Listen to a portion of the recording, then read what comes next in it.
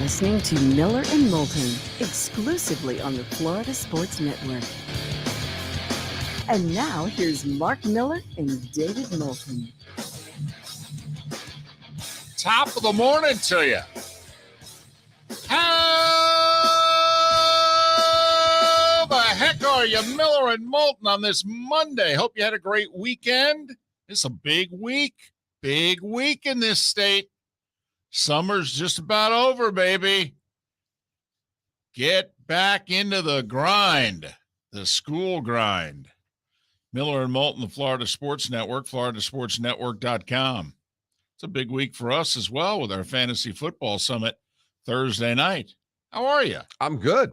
I'm in that mode. I've got school open house tonight, first day on Wednesday, Fantasy Football Summit on Thursday. Bada bing, bada boom. It's all here. It's all right there. That's 2-3 nights a week. You're doing something this week. Oh, it doesn't even get into the right. lessons and the gymnastics and the this and the that. That's just a day that ends in Y right there. So, well, I know it's a big week. You're in a collared shirt on a Monday. Tea time. Well, that should have been the giveaway. You can figure out how much golf I play by the collared shirts I wear to work. If I have a T-shirt on, I'm not playing. If I have a collared shirt on, I'm playing. And you're going to see a lot of collared shirts this week. That's all I'm saying. Wow. So in amongst everything going on, you're able to fit in. School's starting, man. I got time to play golf again. The kid's not around. This is great. Love the fact you didn't even wait till Wednesday. That's so funny. We were talking just before the show. Because it's football season. And Mark brings with him, and has for the last month since they arrived in the mail, Mark brings with him his Bible. And by Bible, we mean the Phil Steele College Football Preview. I figure it is a good thing to have in the room. We talk schedules, we talk teams, we talk conferences and divisions, and sometimes it's nice for me to have a reference point. Right. And so, yeah, I brought it. Usually it just stays right in the backpack where I have the cameras that we use for the show, my headsets, and the stuff that I need. And I brought it in over the weekend. It was a long weekend, and I was sitting there Saturday morning. I said, you know what I need to do? I need to read some Phil Steele right now. So I went out to the car and got the Phil Steele book and brought it in. And he says to me with a completely straight face and voice, you know what I was doing yesterday? Yeah. I was diving into Arkansas. Diving into Arkansas football. That's what I did yesterday. I'm looking right at him, and I'm thinking, is he moving? All right, is he buying land? I didn't quite know where he was coming from. It's like 5:54. I'm like, well, what are you talking about, Arkansas? You doing one of those Eric Estradas? You're buying land, by the river and, that sort of deal? Big fan of Ozark, I mean. Right. So then I realized, oh, my goodness, he's talking Sam Pittman and offensive lines. It's that time of year, baby. It's that time of year. Love me some Sam Pittman. Like what they did last year. Want to see what they can do this year. And I just dove into Arkansas football on a Sunday morning. Listen to him, ladies and gentlemen. Listen to him. I looked right at him and I go, your daughter's at the age now. She's starting third grade, right? She is. Your daughter's at the age now in which she can fully understand, some of the realities of life, which is emotionally, all right, you are there 24/7, 365, and will be for the rest of your days on earth. Okay.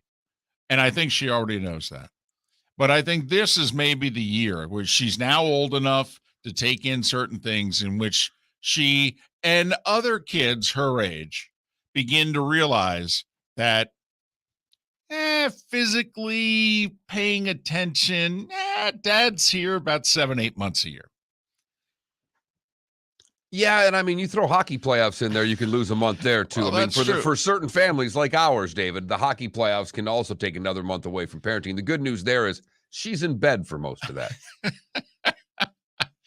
And also, I don't think she's been old enough yet. She was just a youngin' when the Penguins, her mom's favorite team, her mom's favorite team hasn't won a playoff series in 5 years, so she hasn't endured that yet. Wait until she sees her mom's hockey team actually win a round, and then she'll realize, oh, wow, this thing is severe. Well, it's either that or the Wings start playing good. And then one way or another, That's she's going true. to get it in the next couple of years, one way or another. There's no doubt there. But we are fired up. As David mentioned, our Fantasy Football Summit is this Thursday.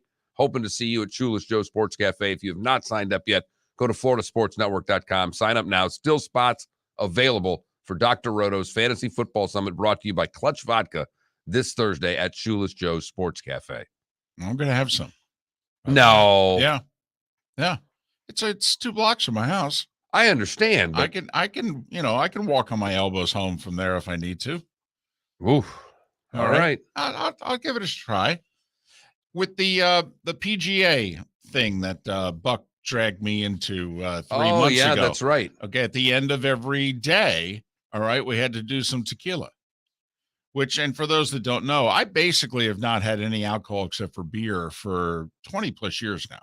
I gave it up. Because, it doesn't. Didn't agree with you. Nah, not really. And I didn't agree with it. And so I just said, you know what? I'm going to be a beer drinker. I'm going to have my 2-3 beers when I go out. That's it. And usually it's no more than 2. And that's it. And I do it, once a week tops, maybe twice a month. And that's about all I drink. Which, for the Irish Catholic in me, I mean, that's really, pushing it to the side. But, Buck basically said after the first round on Thursday when he was pouring the tequila shots, and they were damn near double shots. And they looked at me and said, if you don't do one, you don't get to come back. Oh, great. That's peer pressure right there. Yes. I mean, they're the ones who put me on the show. They're the ones that can kick me off right there. And I did. I kind of looked at Buck like, are you serious? If I don't drink this thing, and he just kind of, you know how you look over your glasses? Joe kind of tilted the head down and gave me this look like, seriously? You want to get kicked out of the club? I can do this right now. That's hazing. Yeah. So, yeah, I think I'm gonna venture out. Look at you going all clutch. The Clutch Vodka Fantasy Football Summit. Go to floridasportsnetwork.com. Felipe, normally we don't bring you in this early. I do have a question. Are you in a home yet? No, I'm still homeless. So you're still doing the hotel breakfast thing? No more hotel breakfast. However, I hate to admit this, but I did take a lot of free breakfast cards. So wait, hold on. Maybe I come in with like glasses next time. Wait, hold on. So does this mean that you're going to crash the hotel breakfast now that you're not, but you have the cards, but you're not staying? I mean, you're going to give it a shot, aren't you? A free breakfast is a free breakfast, You may be onto something. You might be able to run this for a while and never have to pay for breakfast again. I could take you guys. I could take my friends. I could take whoever I want. I have so many cards. It's so bad. Wow. Could you do that? Yes. You could. You're no longer staying at the hotel. It's down the street. No. I understand. Okay. You're no longer staying there. You could walk in and just do the free breakfast and leave without a problem. And I never did, but when I was doing sales in this building, when we worked here and did afternoons, there were times that I thought about just going over to one of the hotels at the breakfast buffet, just seeing if I could get. Just walk in and pretend as if you're staying there. Because at that time, you're wearing the shirt and tie. You look like you're a business person. You don't think you're going to get hassled. My whole fear is not of doing it. It's the fear of the embarrassment of getting caught. To get walked out of a hotel because you're stealing a breakfast it's at the bottom of the rung. I agree. Right. That does take you to a whole new level of, wow, man, what's wrong with me?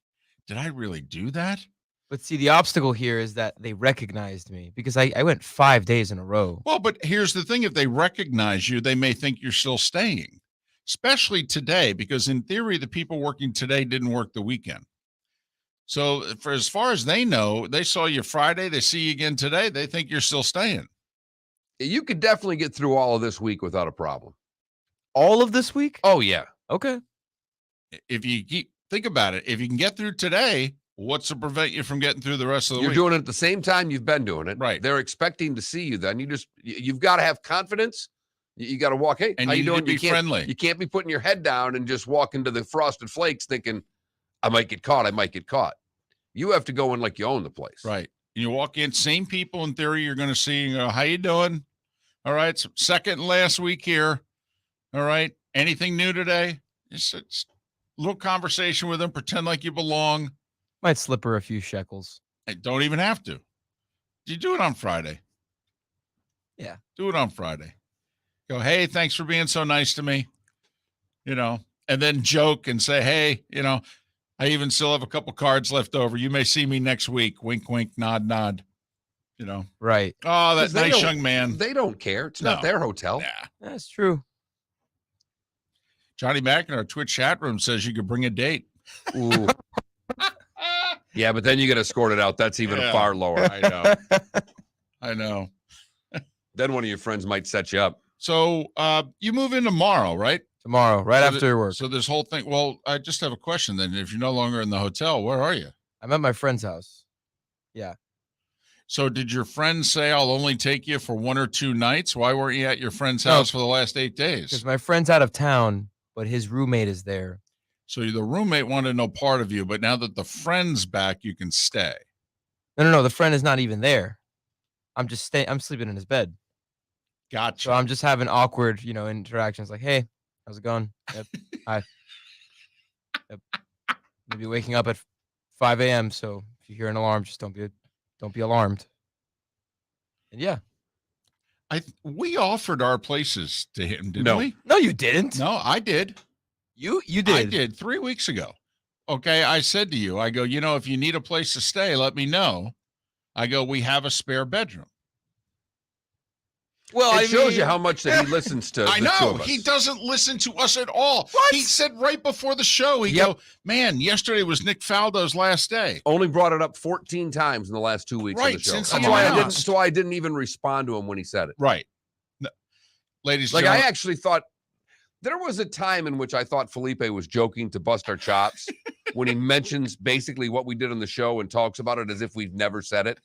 And then I just realized that he doesn't listen to a word we say. Mark, I'm 22. You really think Yeah, I I'm thinking about understand. golf all weekend? Not golf, Golf. but the fact that we only brought it up on this show a handful of at times. least a dozen times, you would think it one of those would have spilled over. Felipe gives us a look like we'll mention something in the starting 5, 6:40-ish. And Felipe, in like the second commercial break in the 8 o'clock hour, will say something and we'll look at him and go, yeah, we did that in the starting 5. And he looks at us like, No, you didn't. what? I mean, that was over an hour and a half ago. You expected me to remember that? I don't pay attention to you two yahoos. I mean, you're Miller and Moulton, for goodness sakes, on the Florida Sports Network. Golfers, are you bored of the same old driving range warm-up routine that's not getting you the results that you want on the course? Power up your golf swing by adding resistance bands to your range sessions with the Orange Whip Golf's Power Strap Kit. Featuring band attachments to your feet and hips, Power Strap resistance training will boost club head speed, increase power, improve flexibility, all with just a few swings. Buy a Power Strap Kit today. Go to orangewhipgolf.com and use code Miller10 to receive an additional 10% off the already great price of $119. David Moulton for Napa, Napa Auto Parts, and Napa Filters. Insist on Napa filters for your vehicles, or if you're a do-it-yourselfer, only buy Napa filters. Napa has a filter for almost anything on earth that moves, whether it's motorcycles, foreign and domestic cars, vans, SUVs, earth-moving equipment. You get the idea. Napa Auto Parts, Napa filters. Insist on them for your vehicles, or if you're a do-it-yourselfer, only buy Napa filters. We did this before the pandemic, and now we're doing it again. The Miller and Moulton Fantasy Football Summit, presented by Clutch Vodka. We want you to win your fantasy football league, so we've recruited an expert just for you. Dr. Roto, who you hear regularly Thursdays on Miller and Moulton during the season, will give you his tips, advice, and insight just days before your fantasy draft. In addition to that, you'll get food and drink and all of your questions answered. You'll leave the Miller and Moulton Fantasy Football Summit with the Dr. Roto cheat sheet so that you can draft a great team and follow his award-winning insight throughout the season. So if you want to win, we'll see you August 11th, Shoeless Joe's Sports Cafe for dinner, drinks, and the doctor. Dr. Roto, that is. Go to floridasportsnetwork.com to sign up today. The Clutch Vodka Miller and Moulton Fantasy Football Summit. Thursday, August 11th, 7 o'clock, Shoeless Joe's Sports Cafe. You were listening to Miller and Moulton on the Florida Sports Network.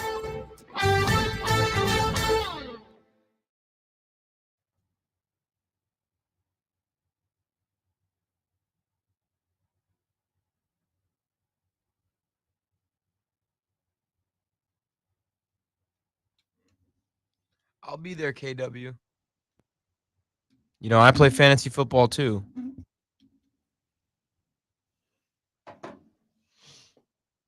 Been already doing some mock drafts.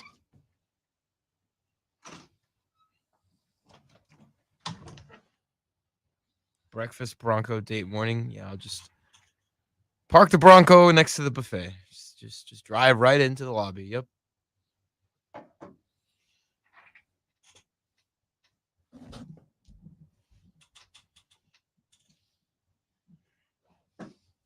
So are we meeting this guy tomorrow at 12:30? I guess 12. Okay, he said he couldn't. I mean, the emails specifically say he can't meet till 12:30, but Oh, Marty's email said 12. yeah, I know. Guy's got a meeting till 11:45. Said he could meet at 12:30. Okay. Gotcha. Maybe I didn't see his response. I just saw Marty's email. So That's why I'm trying. Well, no, Marty says noon, and this guy says 12:30. That's why. well, if he says 12:30, then it's 12:30. So what time is she coming tomorrow? 11? 10:30. Oh, okay. We'll just meet good. Head out of here and. All right. Sounds good.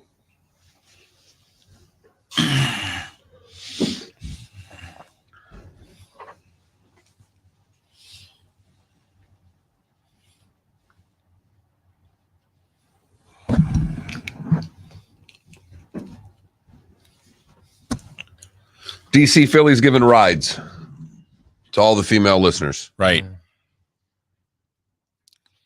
Before the draft. So David's wife had to come in Friday for something after the show quickly, and we set Philly up. David walked outside and told his wife to, when she got introduced to Philly, he says, "Is that your Bronco out there? I really like your car." God, that was money. She played it perfectly. She too. did. She did. Usually she's not a good actor. She was solid.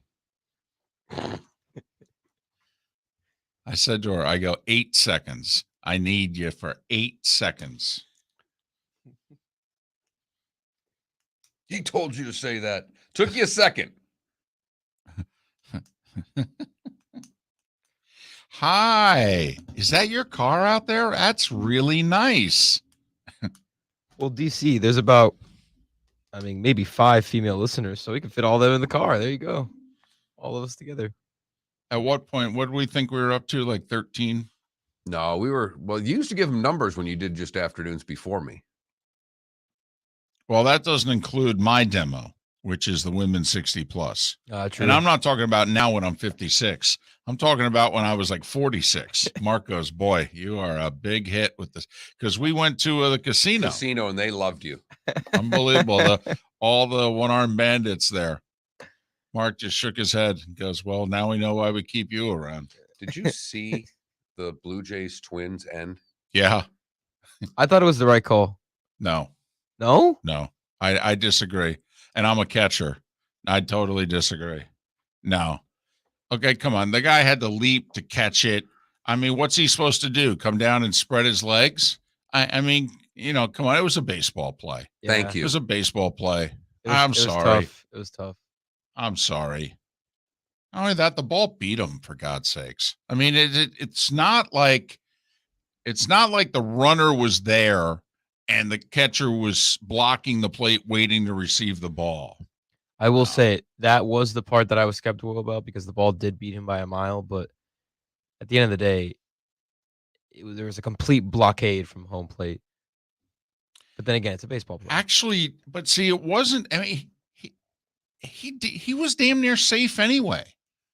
I mean, he really was. He slid. That's exactly what you're supposed to do. You catch the ball, you come down, and then you block the plate because you have the ball. You know that call's only been made like 4 times. An overturn of the home plate on that rule.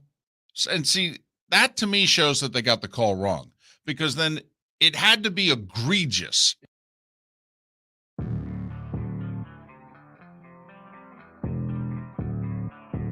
Thanks for listening. And now, more of Miller and Moulton on the Florida Sports Network.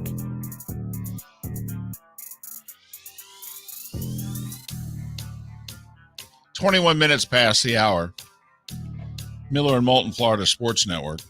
FloridaSportsNetwork.com. That's where you go. Answer our poll questions, but we don't even have one up yet. Come on. It's too early for that. We'll get to it by 7. Well, we're just 3 days away from the Clutch Vodka Fantasy Football Summit. Drinks, dinner, Dr. Roto. On a Thursday night? That's a happening. Want to win your fantasy league? I mean, show up. You don't want to win your fantasy league, stay home. Let somebody else in your league show up instead. It's that simple. FloridaSportsNetwork.com. Dr. Roto, one of the very best at fantasy sports, not just football. So, hey, I have a question. What was your favorite sports story of the weekend? Oh, actually, I think the golf, the 20-year-old winning the golf tournament after shooting 8 and 8 on the first hole. To quad the first hole and then play the next 71 holes, 24 under par. Right. What was that front nine yesterday? 27.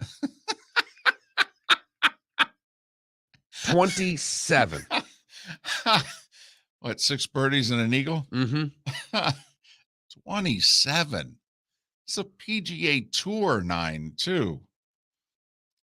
This isn't like a pro playing from the whites at your local club. You know, they do have this thing back to the tips. Man. 27. Yeah, that's a good story. And not only that, he's not old enough to drink yet. Right. Right. It's a good story. It's a good story. Mine is, well, it happened in the NFL, and it happened over the course of the last few days, but I guess it culminated yesterday. And to me, it kind of reminds me of Parenthood. Kareem Hunt, he wants a new contract. Right. I mean, who doesn't, right? We all do. Right. And so he's doing the whole sit-in thing. He's there, but he stopped practicing 2-3 days ago. And so he was making a lot of noise and this, that, and the other thing. And finally, he goes to the Browns yesterday and he says, this ain't working out. I want to trade.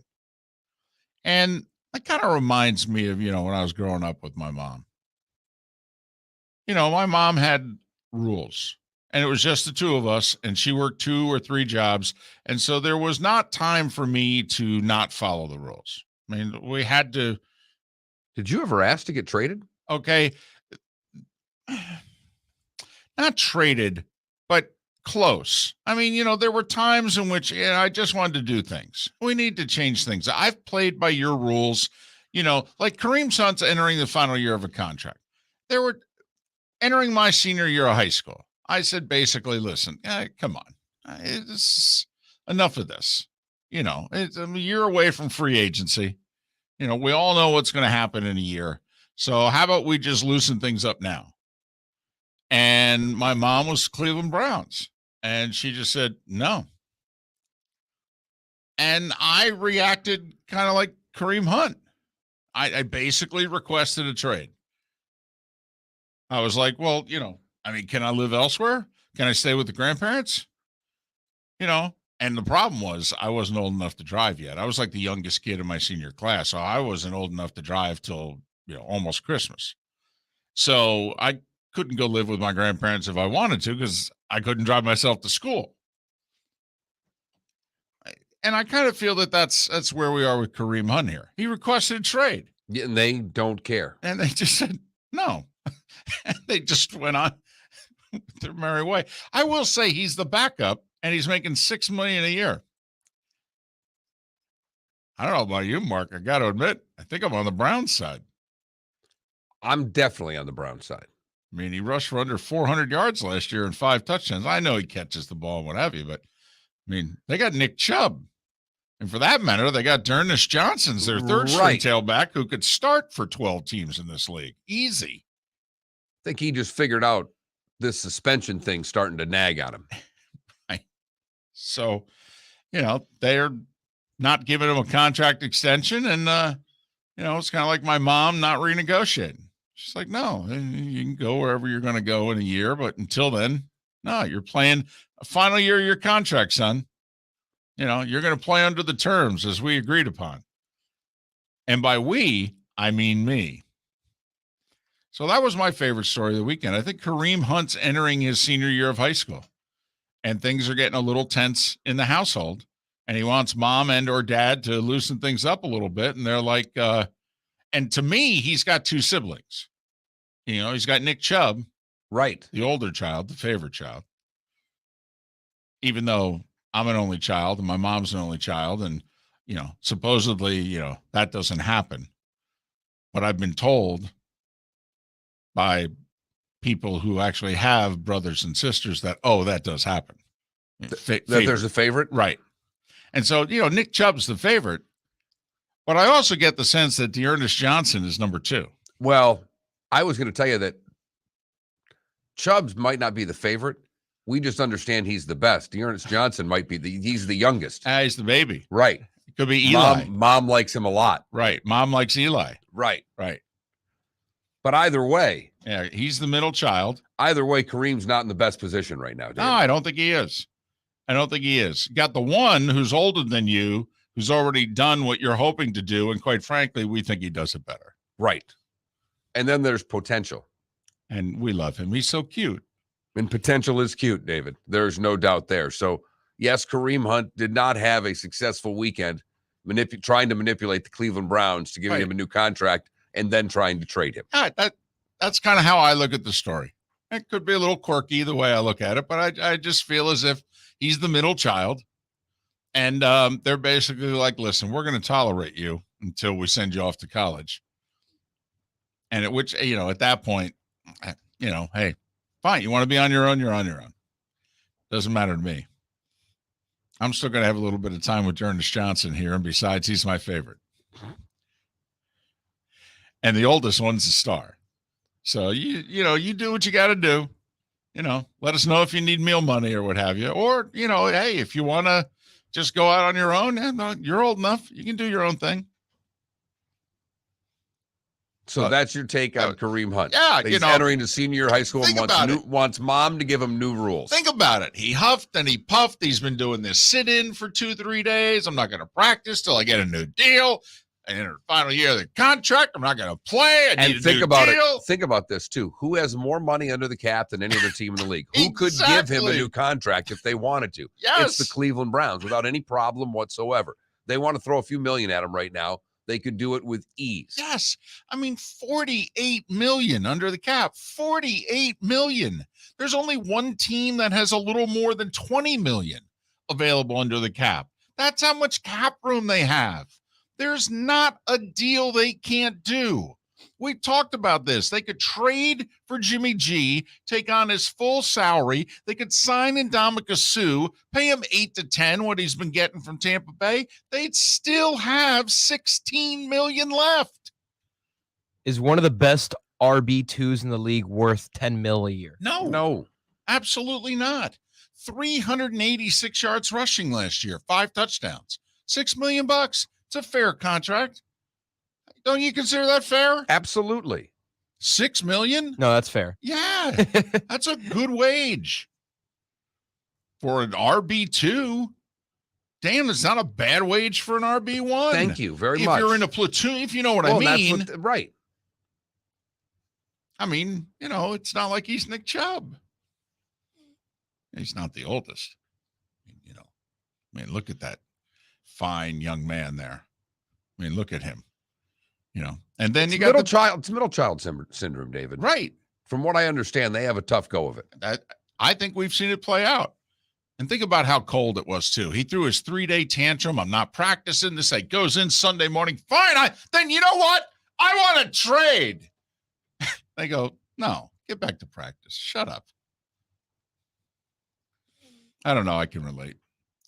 Miller and Moulton, the starting five's next. Thanks for listening. Bring your big mouth to John Smith Subs and indulge in their overstuffed subs with the freshest quality ingredients. Enjoy our famous steak bomb with perfectly grilled marinated sirloin steak topped with provolone cheese, grilled onions, peppers, mushrooms, crispy bacon, juicy tomatoes, and creamy mayo. Boom! Made-to-order crispy fries can be paired with the Gator, the Cuban, the chicken bomb, or the Italian.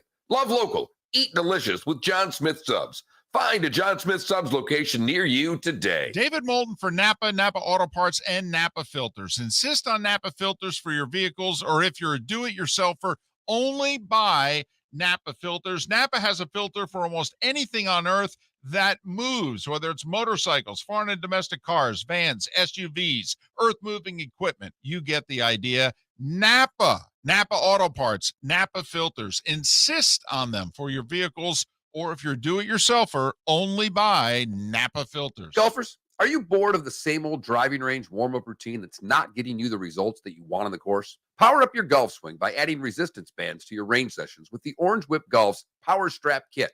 Featuring band attachments to your feet and hips, Power Strap resistance training will boost clubhead speed, increase power, improve flexibility, all with just a few swings. Buy a Power Strap Kit today. Go to orangewhipgolf.com and use code Miller10 to receive an additional 10% off the already great price of $119. Mark Miller for SWFL Golf Carts, or online, flgolfcarts.com. If you're looking for a golf cart, an e-bike, or an e-motorcycle, go visit Alex and the gang at SWFL Golf Carts. flgolfcarts.com online. Check out their whole inventory. If you're looking for a custom cart, they can take care of you. 2-seater, 4-seater, 6-seater, they've got you covered. E-bikes, nobody better for value and service. E-motorcycles, check them out. Again, flgolfcarts.com. flgolfcarts.com. You are listening to Miller and Moulton on the Florida Sports Network.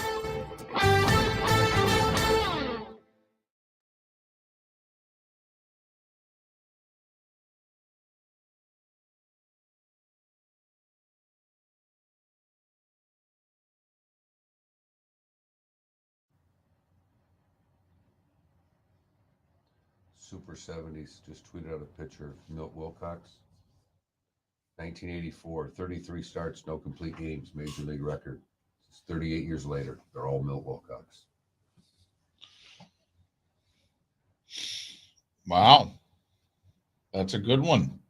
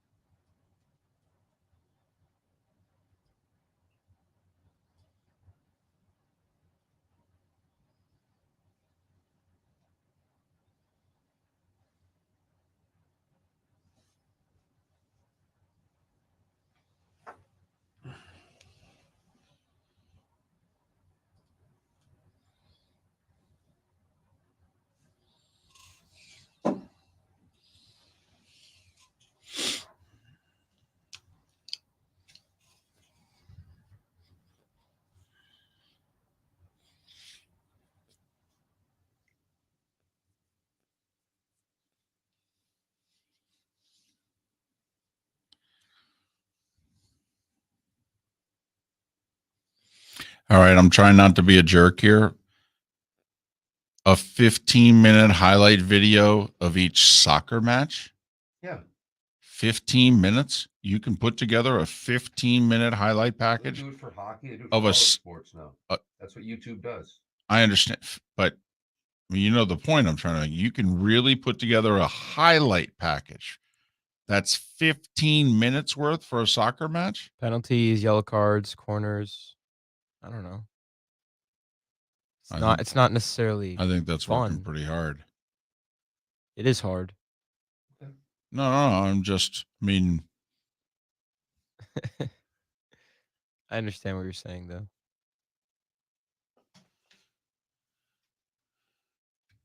I think this.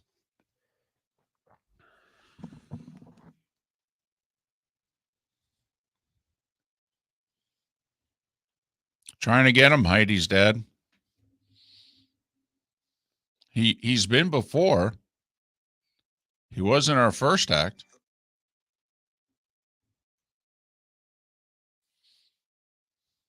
Thanks, Benny.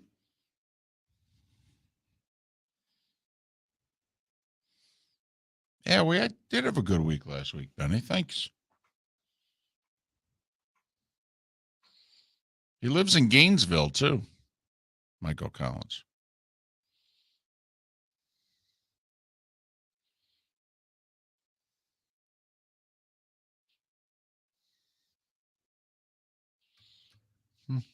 Hey, David, what did Jay Webb mean when he said sugar the bigs? Get the ball to the big guys down low. Sugar the bigs. Sugar the bigs. That's a good one. Give them some sugar. I Get the ball to them. like that. Got to get them engaged early. Yep. That was his thing. Sugar the bigs. Did he not have insurance or? Well, the funny thing is, I'm a full-time employee of the university. Yeah, I mean, So I figured he was covered. yeah. Right. So I don't know if he was covered while he was in, and now I don't know.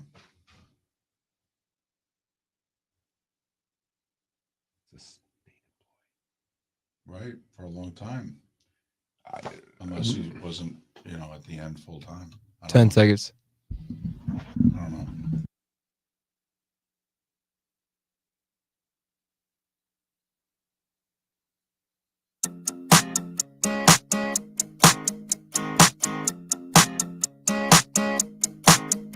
You're listening to Miller and Moulton, exclusively on the Florida Sports Network.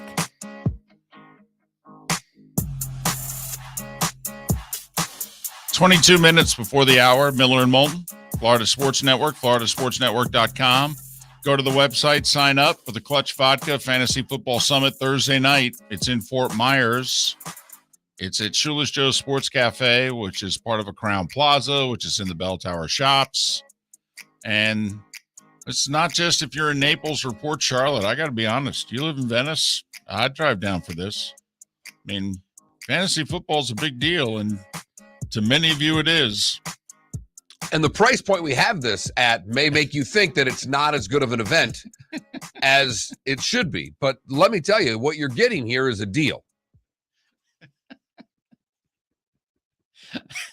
I must admit, I did not think of that when pricing it, because I priced it to make, no money, but to make it affordable for everybody, because, I wanted a few people to be at this thing, and it looks as if we're going to have a few people at this thing.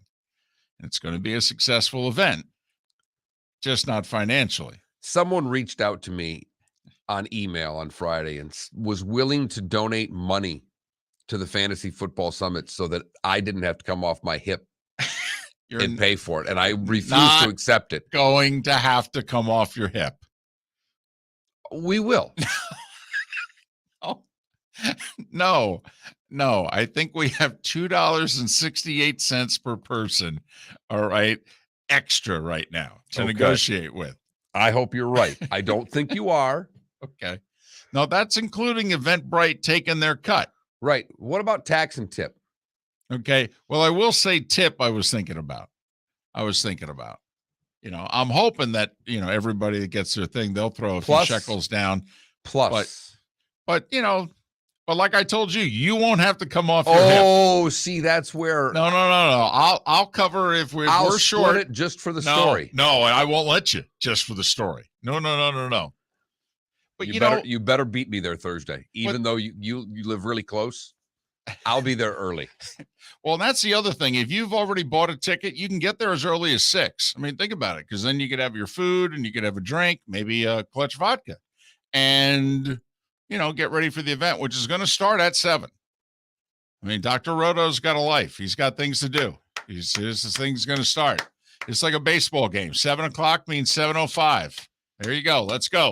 I like when 7 o'clock means 7 o'clock. Right. You're the hockey guy. Drop the puck when you said right there on the ticket. Face-off says 7 o'clock. That means the puck drops at 7 o'clock. Right. So but you can get there at 6 and get your food and your drink and what have you.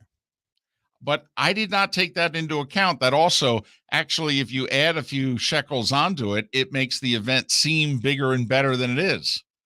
I, of course, don't think that way. We know. Mr. Drive-Through Buffet guy. Right.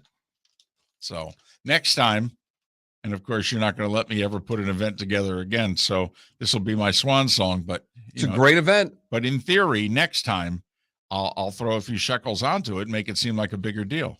It's going to be at least $40 next year. I can guarantee you that. We're not paying any money out of our own pockets next year.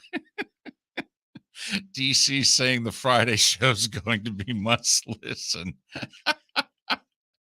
Yes, it is. I'm not going to let Mark spend a dime, though. Not a dime. Time for The Starting Five. 5 stories you need to know. It's the Starting Five on Miller and Moulton. Here's number 1. Rays score 7 in the 9th. They did it all with 2 outs. Of course, they scored their first 2 runs on bases loaded walks. It's very exciting. But they beat Detroit 7-0. Yankees have lost 5 in a row. Mark, do you know the Yankees since June 30th are 14-19? It's not very good. 14-19. Now, before June 30th, I think they were 50-20. But, it's something ridiculous like that. But it's not very good. No, it's not. And they still have a 9.5 game lead in the division. Exactly. Cardinals sweep them 12-9. St. Louis has won 7 in a row, and they're in first by 2 in the Central. Toronto beat Minnesota 3-2 in 10 innings on a very controversial game-winning run. 10th inning, 1 out, runner on third, sac fly to left. He was thrown out at the plate. The catcher jumps up, catches the ball on his way down, uses his right knee to block the plate. To most of us, it was a baseball play. Right. Modern rules, the Buster Posey rule. Well, and to the umpire, it was a baseball play. Right. Let's at least it was called and out on the field. Right. Felt badly for those umpires because then Rocco Baldelli, the Twins manager, comes out and has an out-of-body experience. And I'm sure they're looking at him like, hey, Rocco, we called him out. You want to yell at New York? Yell at New York. Jays won 3-2 in 10. Orioles saw their 5-game win streak snap. Pittsburgh beat them 8-1. The Red Sox are 2 games below 500. Royals beat them 13-5. MJ Melendez with 6 RBIs. That's a good day, Mark. Cleveland 1-0 over Houston. Guardians are a game back of the Twins. White Sox 8-2 over Texas. They're just 2 back of Minnesota. Seattle doubled up the Angels 6-3. Seattle's tied with Tampa. So one of them's the 5, one of them's the 6. I think you'd rather be the 6, right? Play the winner of the Central in a 3-6 matchup. If you're the 5, you're going to have to play Toronto. And Toronto's going to host all 3 games. So would you rather be the... I think I'd rather take out whatever's coming out of the Central. By the way, Seattle and Tampa are both 2 up on Cleveland and Baltimore. That's right. Yesterday, the Orioles were just a game out of the playoffs. But Tampa Bay and Seattle tied for the 5 seed, 5-6, and they're both 2 up on Cleveland and Baltimore. To the National League, Mets end up taking 4 of 5 from the Braves. Wow. Jacob deGrom threw 5 2/3 perfect innings. Mets are 6.5 up in the East, 7 in the loss column. Mets pitchers struck out 19 Braves yesterday in a 5-2 win. Wow. Phillies are just 3 games behind the Braves, by the way. Right. They've won, what? 5 in a row. 5 in a row? They beat the Nats 13-1. They just swept the 4-gamer from pathetic Washington. They honored the 1980 World Series champion Phillies before the game yesterday. They wanted to do it 2 years ago, 40th anniversary, COVID, the pandemic, so they pushed it off. Didn't do it last year. And they honored him yesterday. Pete Rose was on the field, and he was honored. Yes, he was. And then he was in the broadcast booth. Well, then he was asked about right, sleeping with a 16-year-old when back in the 70s when he was with the Reds. And I believe and then he cursed on air, right? Or yes, he did. He was asked about that on air? No, he was asked about it in a press conference. He was asked about it a couple times yesterday. And I believe his eloquent, and I use that word loosely, quote was, "Babe, that was 55 years ago." Yeah. 13-1 Phillies over the Nats. Reds doubled up the Brewers in 10-4-2. Milwaukee's lost 6 of 7. They are 2 back of the Cardinals and 2 back of the Phillies. So they're the odd team out right now in the National League playoff picture. Marlins avoid the sweep. I mean, think about it. The Marlins, they had, 6-7 games against Pittsburgh, 6-7 games against Cincinnati, 3 games against the Cubs. They're below 500 in all those games. I don't know. They're not a good baseball team. Well, and think about the division they're in. I mean, if you're a Marlins fan, and I know there are 13 of you, but you're in a tough spot, man. And I don't know. I mean, but if the Rays can do it, you got to figure out a way. 3-0 Marlins over the Cubs. Lozado with 7 innings of 1-hit ball for Miami. Giants 6-4 over Oakland. How about this? Giants fans went across the bridge. 31,000 and change yesterday, 40,000 in Oakland on Saturday night. All rooting for the road team. Right. Mike Yastrzemski with 2 homers for the Giants yesterday in the 6-4 win. Arizona beat Colorado by that score. And remember we said on Friday, hey, time for the Padres to show something. Because, they're not going to catch the Dodgers. But, hey, you got Soto, you got Bell. You've made all these moves. It's time to show your general manager he's done his job. You guys need to do yours. Yeah. Yeah. And another thing. Dodgers 4-0 yesterday. They sweep the Padres. The 20-4 was the 3-game total. 8-3, 8-1, 4-0. Yeah. Dodgers leads 15.5, by the way. Well, more importantly, the Padres are just barely up in the wild card now. Padres are a game and a half over the Brewers right now for the final wild card spot. They're actually a half game behind the Phillies. Man, they're down to the 6. Yeah. And they're paying the luxury tax. NFL news. Browns running back Kareem Hunt requested a trade yesterday. The Browns said no. Go back to practice. He's making $6 million in the final year of his deal. Bears wide receiver N'Keal Harry suffers a severe left ankle injury on the first play of team drills yesterday. I'll tell you, who should end up in Chicago? Preston Williams of the Dolphins. He's apparently one of the, he's getting caught in a numbers game. He's hardly getting any reps at practice. Neither is Gesicki, by the way. That's an interesting storyline there. Preston Williams, who was a hit 2 years ago in training camp, and when he stayed healthy, he's been a productive player. He looks like he's going to get cut with the Dolphins. He'd be like the second best receiver on the Bears. Mm-hmm.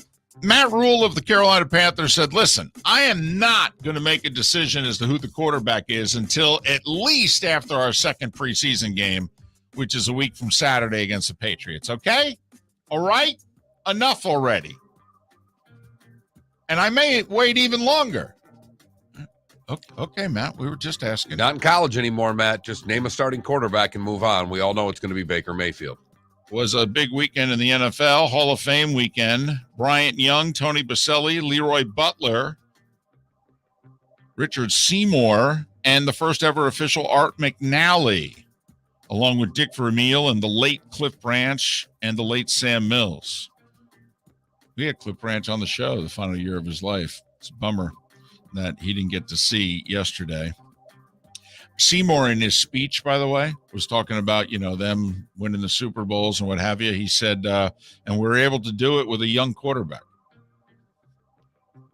So good. Yeah. NASCAR Kevin Harvick needed a win to get in the playoffs. He only had 4 races left.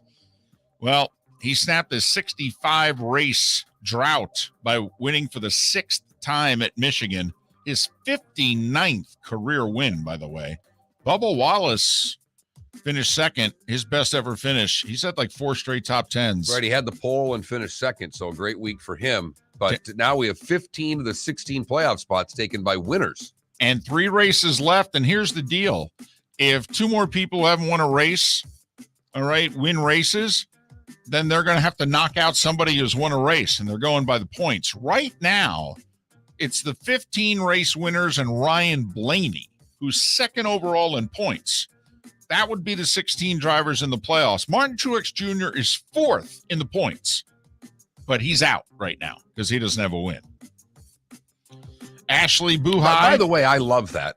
I do too. I mean, Yeah. put something on winning. Yes, That's absolutely. why we're having all these golf tournaments and races and all of these things. I mean, a kid wins a golf tournament this weekend, gets into the FedEx Cup at 34th. Why? He won. Ashley Buhai blew a 5-shot lead and then rallied to win the Women's Open Championship at Muirfield in a playoff by parring the 4th playoff hole. And Tom Kim, Tom nicknamed the Korean Tom Kim, who's 20, second youngest winner since World War II, shot a final round 9 under 61 to win the Wyndham Championship in Greensboro by 5. That's after he made a quad and 8 on the very first hole of the tournament. Only player to ever do that and win. So there. By the way, it was Nick Faldo's last ever broadcast, and boy, was he emotional at the end. Couldn't speak. It was actually uncomfortable.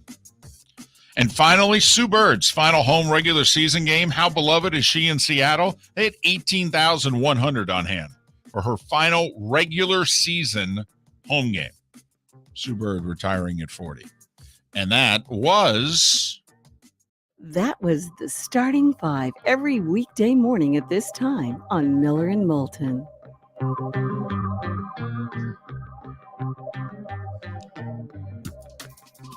totally with you on the winning, though. I think it's great what NASCAR's doing. They just happen to have a crazy year right now. 15 different winners through the first, 30 races or 25 races, whatever it is. But great. We may end up with 16 drivers who have all won in the playoffs. And then, therefore, guys like Blaney and Truex, if they don't win, Right. tough. Yeah. I Don't know what to tell you. Right. What was one of the things that was bad about the sport? Guys just putting in laps, racing for points. No, you race to win. No, I like it. I'm with you. So there you They've have never had this kind of urgency going into the last couple races before their playoff. They've never had anything like this. Well, not I mean, only if you're into this sport, you've never had a season like this. 3 races left, and they're 3 completely different tracks too, and one of them's a road course. So there's a really good chance, Mark, that Bubba Wallace, in fact, he's hot right now. It wouldn't shock me if he wins one of the final 3. Miller and Moulton, the Florida Sports Network. Bring your big mouth to John Smith Subs and indulge in their overstuffed subs with the freshest quality ingredients. Enjoy our famous steak bomb with perfectly grilled marinated sirloin steak topped with provolone cheese, grilled onions, peppers, mushrooms, crispy bacon, juicy tomatoes, and creamy mayo. Boom! Made-to-order crispy fries can be paired with the Gator, the Cuban, the Chicken Bomb, or the Italian. Love local. Eat delicious with John Smith Subs. Find a John Smith Subs location near you today. Golfers, are you bored of the same old driving range warm-up routine that's not getting you the results that you want on the course? Power up your golf swing by adding resistance bands to your range sessions with the Orange Whip Golf's Power Strap Kit.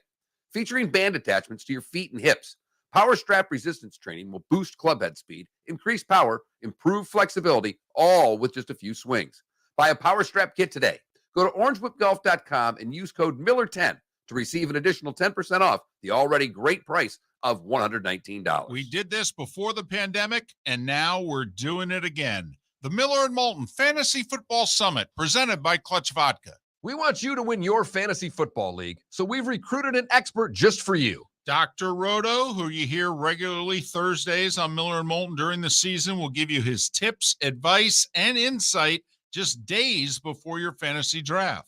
In addition to that, you'll get food and drink and all of your questions answered. You'll leave the Miller and Moulton Fantasy Football Summit with the Dr. Roto cheat sheet so that you can draft a great team and follow his award-winning insight throughout the season. So if you want to win, we'll see you August 11th, Shoeless Joe's Sports Cafe for dinner, drinks, and the doctor. Dr. Roto, that is. Go to floridasportsnetwork.com to sign up today. The Clutch Vodka Miller and Moulton Fantasy Football Summit.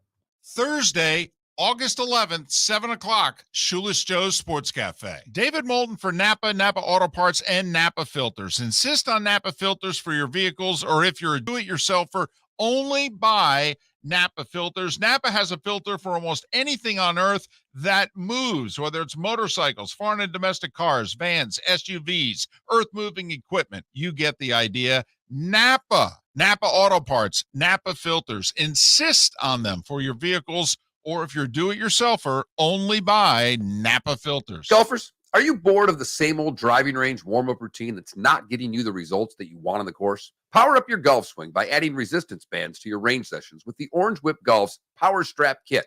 Featuring band attachments to your feet and hips, Power Strap resistance training will boost clubhead speed, increase power, improve flexibility, all with just a few swings. Buy a Power Strap Kit today.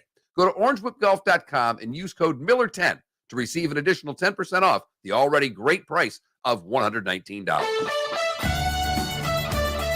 You are listening to Miller and Moulton on the Florida Sports Network.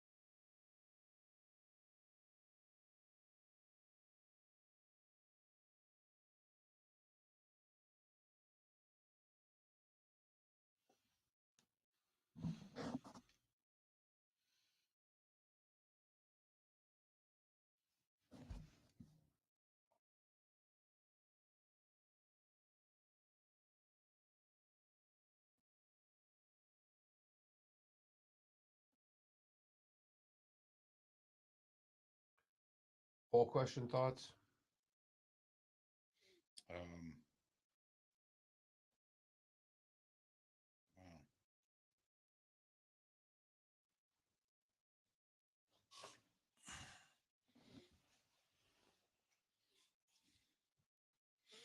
Mm-hmm.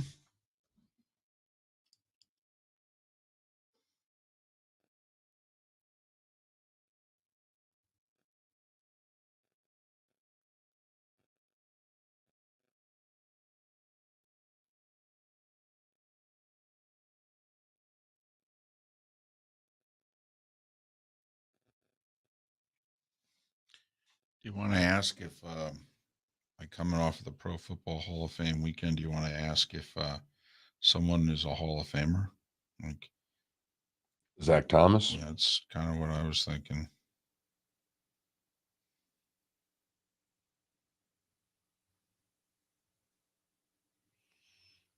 You know, it's starting to look like the mob put a lot of people in Lake Mead. No.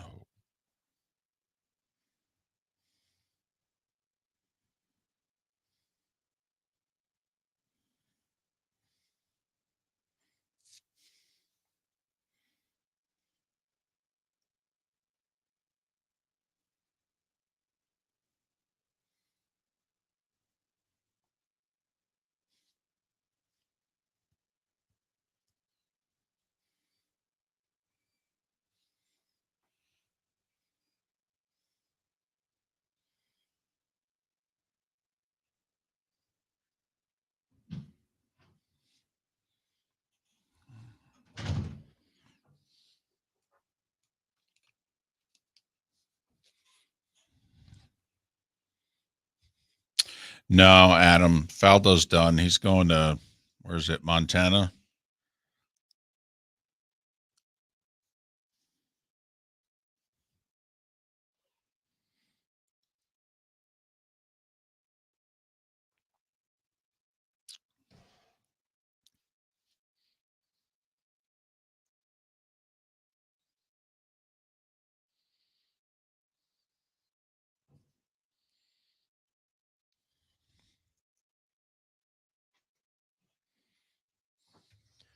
Ten seconds.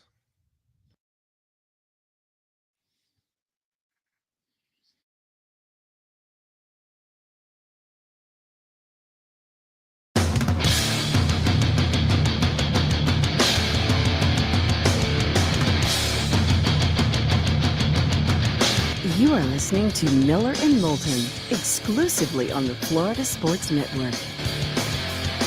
And now here's Mark Miller and David Moulton.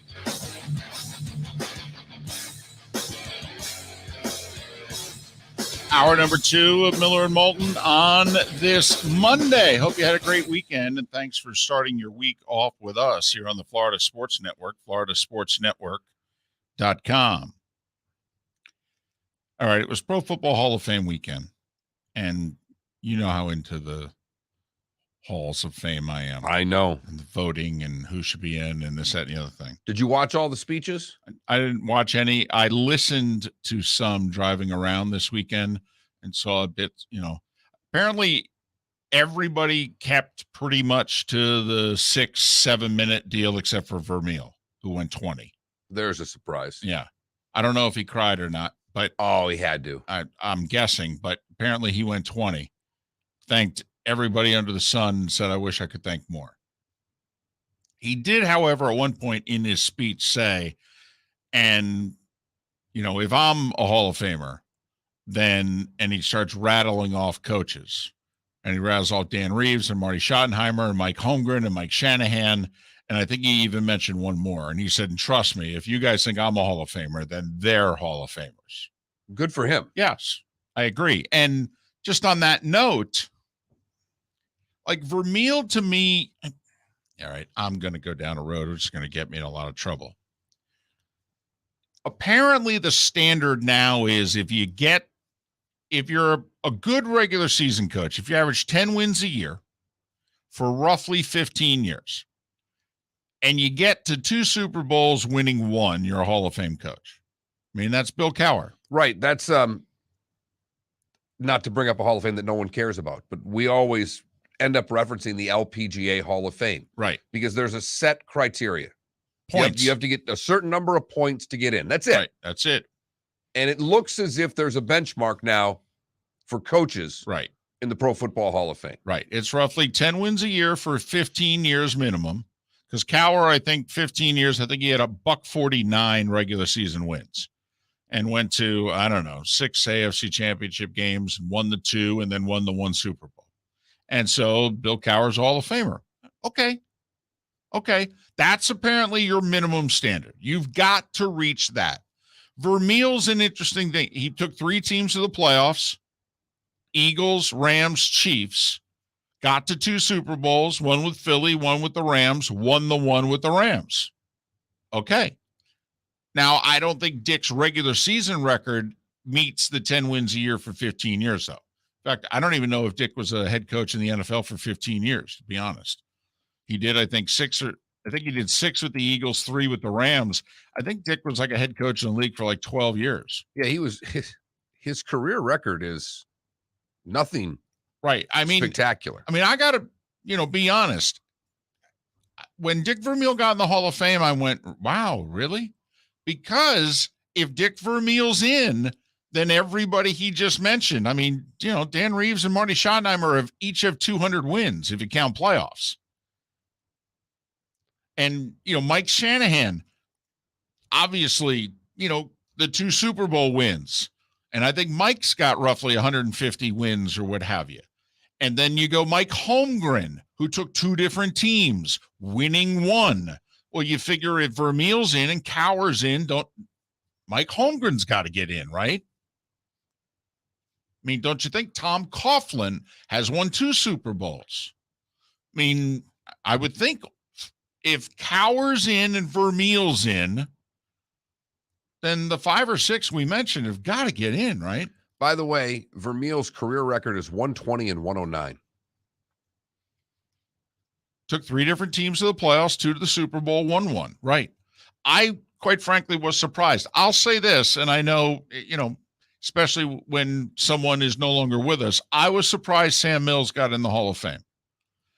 I thought Sam Mills was an outstanding player, and he's in 2 respective teams like rings of honors. He's in New Orleans and he's in Carolina. They have a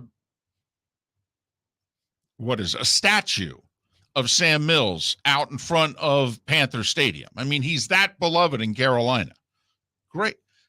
I did not think of him as a Hall of Fame player. Like Sam Mills, Zach Thomas. Oh, Zach was a better player. I mean, I don't even know how that's arguable. And Zach's a borderline Hall of Famer. But now that Sam Mills is in, Zach Thomas should be in the Hall of Fame, right? And there's a lot of momentum heading that way for Zach. So, and we've talked about a backlog, but this is why, and it's this way in every sport. If you put a borderline person in, then, part of the, like, say you make the case for Vermeil for 5 minutes, you do the speech. And before we vote, if I'm one of the voters, I would say, hey, before we vote, just so you know, if we're putting Dick Vermeil in, then we're putting in boom, boom, boom, boom, and boom. Which I'm fine with, but I think you all just need to know if we're putting Dick Vermeil in, then we're putting in these next 6. I just got to ask you, do we all like them as much as we like Dick Vermeil? Because personality got him in.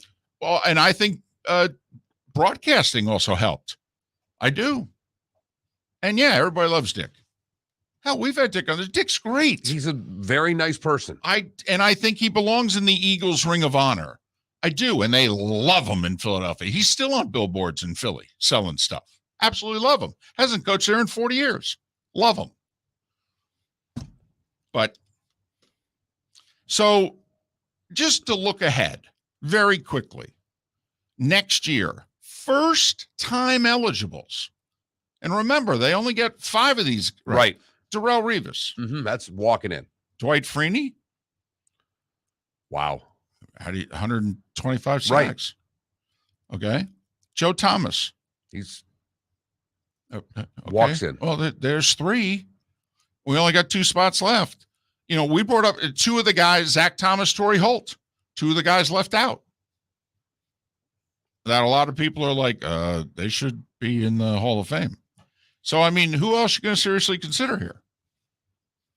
We can go through the senior list. I mean, Ken Anderson, for all those, by the way, here's why I think Zach's going to wait 1 year longer than those that want Zach Thomas in the Hall of Fame. Because Randy Gradishar is ahead of him. And Randy played in the era before Zach's. And I will say, if you're going to put Zach Thomas in the Hall of Fame, then Randy Gradishar is in the Hall of Fame. Tackling machine with the Broncos, predominantly in the 70s. Tremendous linebacker. Every bit as good as Zach Thomas. I mean, he was. He just played a generation earlier. And none of you saw his games. So that's why, to me, that room should put Gradishar in first and then the next year put in Zach. I know they don't do it that way, but and then we're not even getting into, the whole list of contributors. All the coaches that we mentioned. Robert Kraft. By the way, Devin Hester is going to be up for vote next year. Joe Klecko, Bob Kuchenberg. Don't get me going on Kuchenberg. The late Bob Kuchenberg. It's a disgrace he's not in the Hall of Fame. Ken Riley's not in the Hall of Fame. It's a disgrace. It's like 5th all-time in interceptions. In an era when they didn't throw the football. Right. And he had to cover Swan and Stallworth for 10 years. Ask Swan and Stallworth about Ken Riley. So, I mean, it's unbelievable, the backlog right now at the Hall of Fame. And they just took a lot of the backlog away when they had the big anniversary class and they put 20 players in. They could do another one. They say they're not going to. We have thought the minute they did this one that whether it was 5 years, 10 years, whenever the case may be, it would have to happen again. So maybe they'll do one at the end of the decade. But just throwing that out there. I will say, based on what we know, like Hall of Fame right now, Hall of Fame coaches, I think there's 3. Belichick, Reid, and Tomlin. How much more does Sean McVay have to do? It's almost going to be longevity. Just sticking around. I think 2017 was his first year, so I think he's only put in 5. Right. It's just going to be time now. Right. So does he have to put in 10? That's what I was thinking. I was like 5 more years. So 5 more years, and they don't even have to do anything. He basically just has to go out and, not be terrible. That would be good. And so then he can go into the broadcast booth in his mid-40s and, and be Hall of Fame head coach. But do you agree with me about the Hall of Fame coaches? Anybody else right now who's coaching that you think's a Hall of Fame coach No. besides Belichick, Reid, and Tomlin? No. And by the way, for those of you, if you're on the fence about Tomlin, his record's better than Cowher's. Just so you know, exact same amount of time. He's won more games, went to as many Super Bowls, won as many Super Bowls. He has more regular season wins. Never had a losing record. So if Bill Cowher's a Hall of Fame coach, Mike Tomlin's in. Done. And I mean, look, just take the Vermeil case. Oh, yeah, far superior to Vermeil. Not even close. But Cowher's in, and Tomlin's record's actually better. Only by a little bit, but it's better. So, and then you know, it's interesting. You start going down all your favorite teams. You know, anybody on the Bucks right now who's a Hall of Famer. Well, we know the one. I think Mike Evans right now.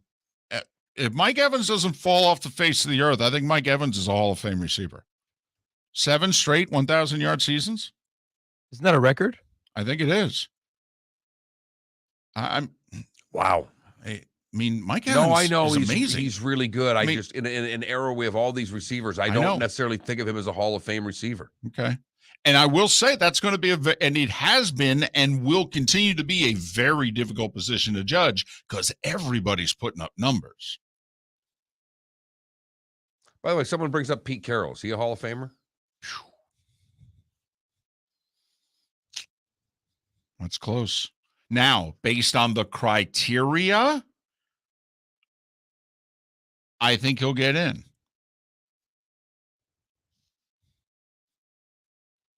Lot of coaches that are going to get in then. Because you got to remember the other thing that adds to Pete's longevity. You know, Pete did 3 years as head coach of the Patriots and 1 year with the Jets.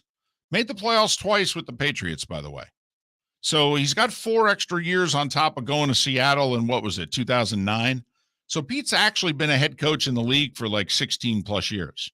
And before that, he was an assistant for a decade or more.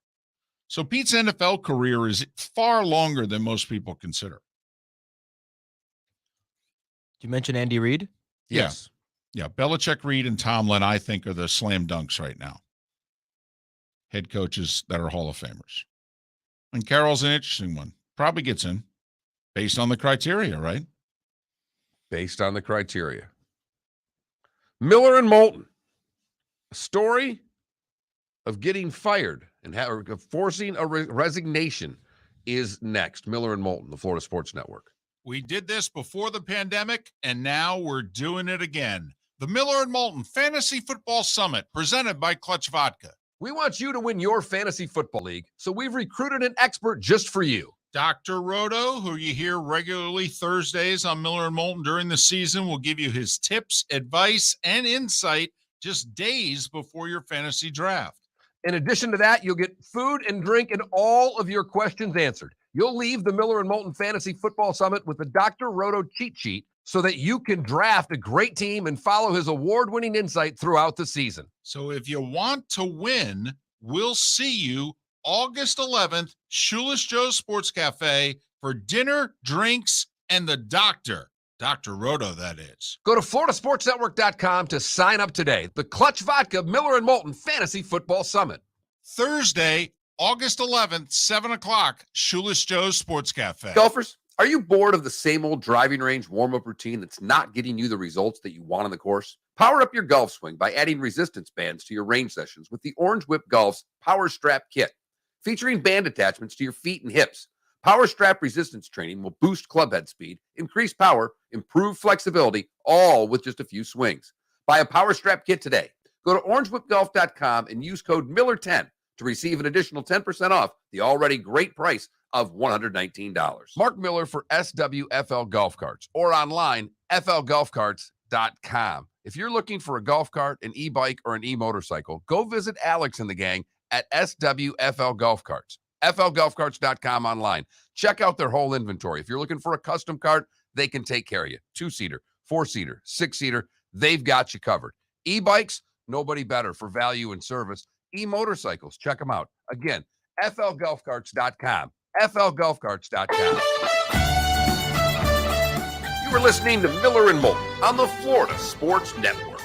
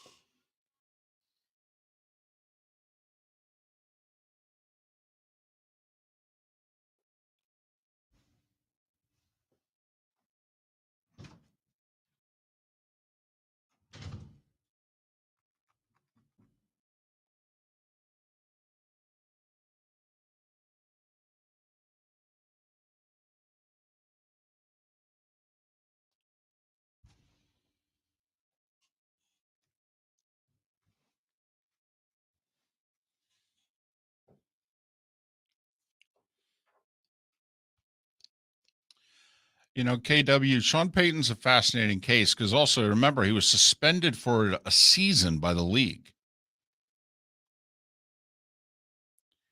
So he's got 15 years as a head coach and 1 year that he was suspended for, all with the same franchise.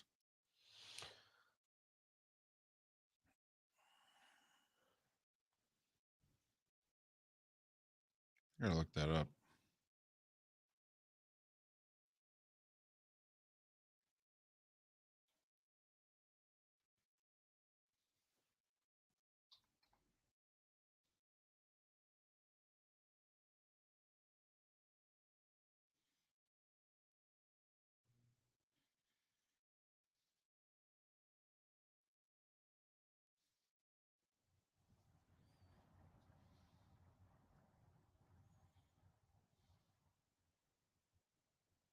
Well, Peyton won 10 games a year for 15 years, 152 wins. He's in then. Won the one Super Bowl.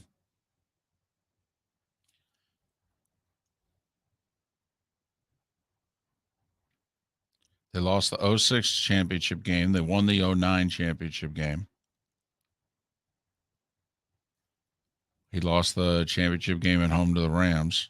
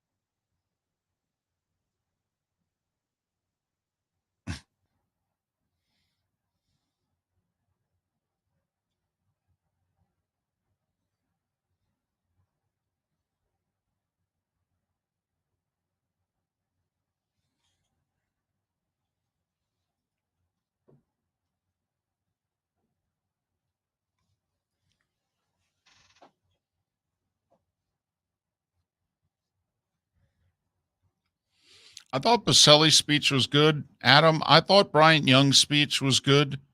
Talking about his dead kid. Wow. That didn't stop you in your tracks. Yeah. No, Yinzer, it's a good point.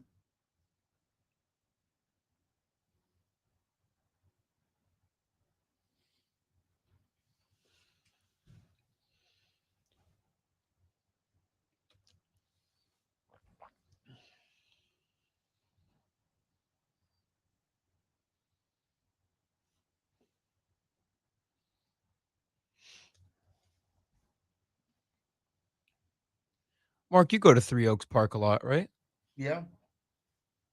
Does Maddie play games there? Baseball? Softball and soccer. Yeah. Because I'm going to be living around there now, so it'll probably be my new basketball court. You're going to go play with some players now.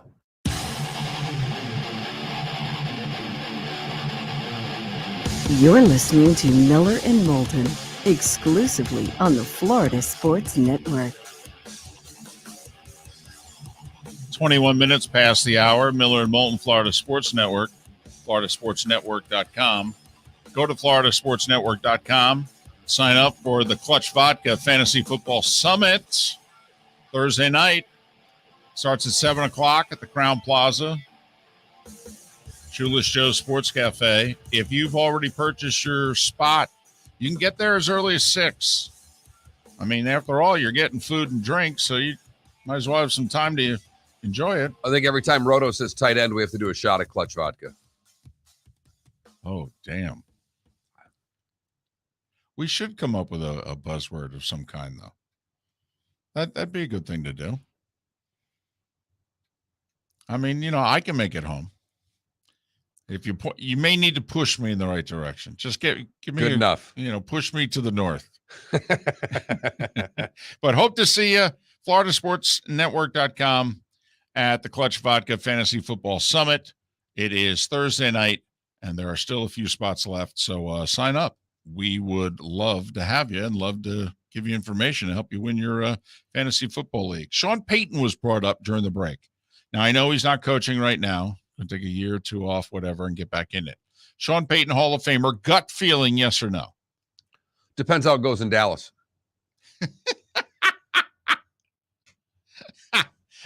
So now you're thinking Dallas instead of Miami? Well, after the whole Miami thing went haywire, I don't know if that's going to ever come back to fruition. Why not? If I was Miami, I mean, if I could get Sean Payton and Tom Brady, I'd blow everybody out too. I would too, but that was a couple of years ago for Brady. I don't think that's going to happen now. All right. So Sean Payton, by the way, Sean Payton, 16 years with the Saints, but suspended for one of them, which is interesting. And as was pointed out, Alex Karras, Paul Hornung, both suspended for a year during their playing careers, both Hall of Famers. So that shouldn't necessarily hurt Sean Payton. We'll see. 15 years, though, in which he did coach. He won 10 games a year on average, 152 wins, not including playoffs. So went to 3 NFC championship games, won a Super Bowl, had the gutsy coaching move, onside kick to start the third quarter of the Super Bowl. There's the whole New Orleans Katrina thing versus the whole New Orleans Bounty Gate thing. Right. It's interesting. How will those two measure up against? That's exactly what I was thinking, David, is that the Katrina, I think, will outduel the Bounty Gate at the end of the day, but I don't know if it's enough yet. It should be based on that criteria. We started going through Vermeil's. I'm very surprised he's in the Hall of Fame. It's the power of the 5-minute speech on your behalf, I'm telling you. He had more losing records as a coach than he did winning records. It shows you how important it is to win that final game of the year.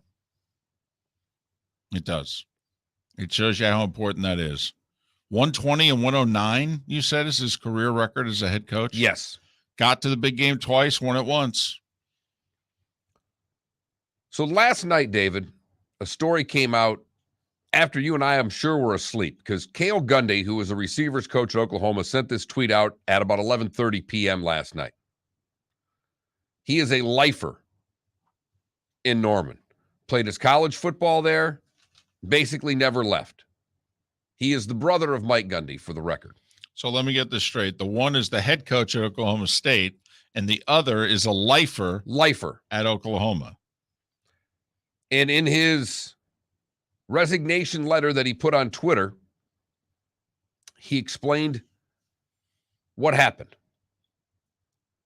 He says, for almost 3 decades, this university has been my home. These players have been my family. Today, with great anguish, I announce my resignation. I apologize to those who are disappointed by this news. I owe it to Sooner Nation to be transparent about what led to this decision. Last week, during a film session, I instructed my players to take notes. I noticed a player was distracted and picked up his iPad and read aloud the words that were written on his screen. The words displayed had nothing to do with football. One particular word that I should have never, under any circumstance, have uttered was displayed on that screen. In the moment, I did not even realize what I was reading, and as soon as I did, I was horrified. I want to be very clear. The word that I read aloud from the screen were not my words. What I said was not malicious. It wasn't even intentional. Still, I am mature enough to know that the word that I said was shameful and hurtful, no matter my intentions. The unfortunate reality is that someone in my position can cause harm without ever meaning to do so. In that circumstance, a man of character accepts accountability. I take responsibility for my mistake. I apologize. He goes on to say a lot more, but that's the crux of it. Is that in a team meeting where he told players to take notes, one's not paying attention, he grabs his screen, reads the screen. I think we can all figure out what word he said. We're guessing it's the N-word. I don't know what other word. I mean, words, right. Right. So he has to resign. This guy's been there for life. Why does he have to resign? I don't know. I asked that as a question. I mean, they weren't his words. Okay. I mean, he probably should have self-edited himself and not said that word aloud. Okay. That's lose your job over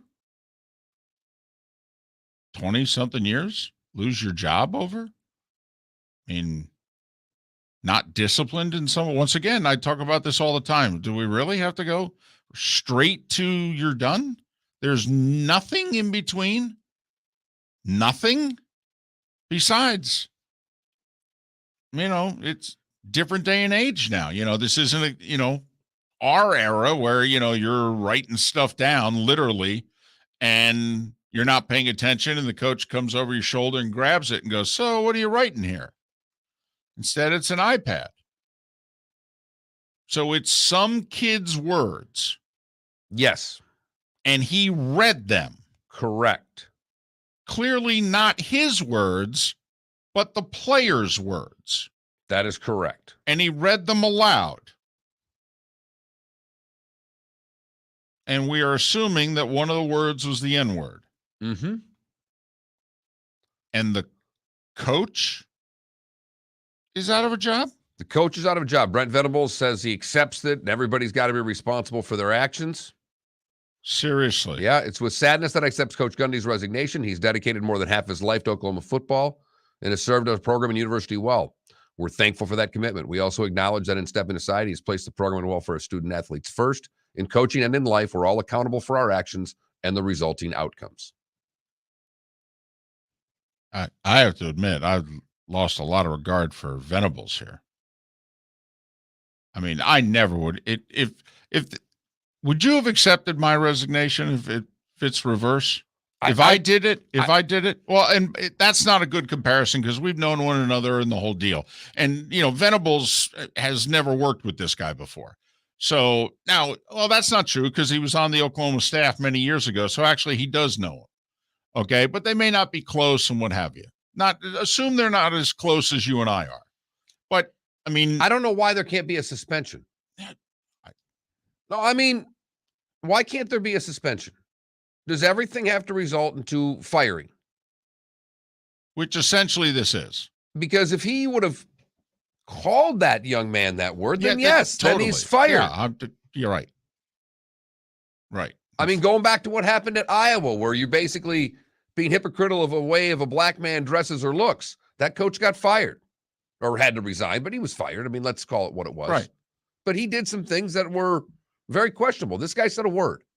That wasn't his, by the way. Right. And he was clearly reading the whole passage to, in a sense, embarrass the player because he's not paying proper attention. You can't suspend him? And just say, "Hey, man, it doesn't matter." Obviously, you can't say that word publicly. All right. I know it's not your word. I know you would never say that, except for these circumstances. I'm going to have to give you a couple days unpaid here. I'm going to have to put something in your file. If you screw up again, you're probably going to be out of a job, whether it's this or anything else. But fired. I mean, essentially. And Venables, I accept, because I got to admit, if I wouldn't have accepted the resignation, I would have said to him, "You screwed up, dude, but come on, Jerry. Are we off base?" Miller and Moulton, the Florida Sports Network. Golfers, are you bored of the same old driving range warm-up routine that's not getting you the results that you want on the course? Power up your golf swing by adding resistance bands to your range sessions with the Orange Whip Golf's Power Strap Kit. Featuring band attachments to your feet and hips, Power Strap resistance training will boost club head speed, increase power, improve flexibility, all with just a few swings. Buy a Power Strap Kit today. Go to orangewhipgolf.com and use code Miller10 to receive an additional 10% off the already great price of $119. We did this before the pandemic, and now we're doing it again. The Miller and Moulton Fantasy Football Summit, presented by Clutch Vodka. We want you to win your fantasy football league, so we've recruited an expert just for you. Dr. Roto, who you hear regularly Thursdays on Miller and Moulton during the season, will give you his tips, advice, and insight just days before your fantasy draft. In addition to that, you'll get food and drink and all of your questions answered. You'll leave the Miller and Moulton Fantasy Football Summit with the Dr. Roto cheat sheet so that you can draft a great team and follow his award-winning insight throughout the season. So if you want to win, we'll see you August 11th, Shoeless Joe's Sports Cafe for dinner, drinks, and the doctor. Dr. Roto, that is. Go to floridasportsnetwork.com to sign up today. The Clutch Vodka Miller and Moulton Fantasy Football Summit. Thursday, August 11th, 7 o'clock, Shoeless Joe's Sports Cafe. Bring your big mouth to John Smith Subs and indulge in their overstuffed subs with the freshest quality ingredients. Enjoy our famous steak bomb with perfectly grilled marinated sirloin steak topped with provolone cheese, grilled onions, peppers, mushrooms, crispy bacon, juicy tomatoes, and creamy mayo. Boom! Made-to-order crispy fries can be paired with the Gator, the Cuban, the Chicken Bomb, or the Italian. Love local. Eat delicious with John Smith Subs. Find a John Smith Subs location near you today. You are listening to Miller and Moulton on the Florida Sports Network.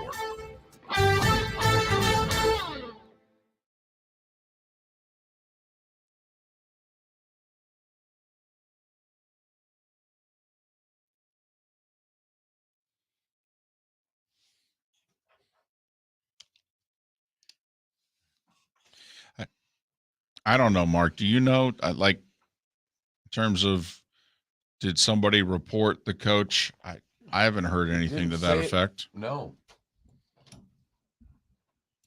Also, where was he a coach again? Oklahoma. Oklahoma.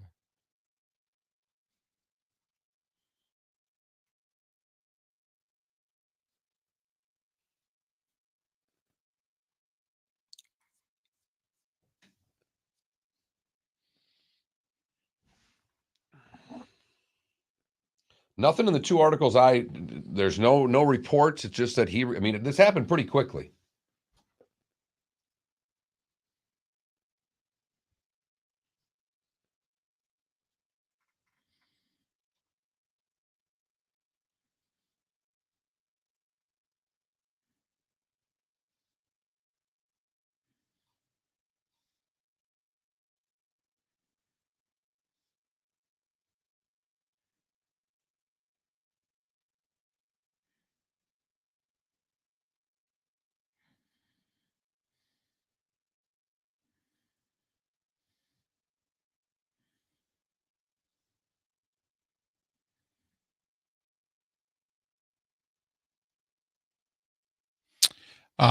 As to the comment from above, I got to admit, I can't believe Joe Castiglione would make this guy quit over this.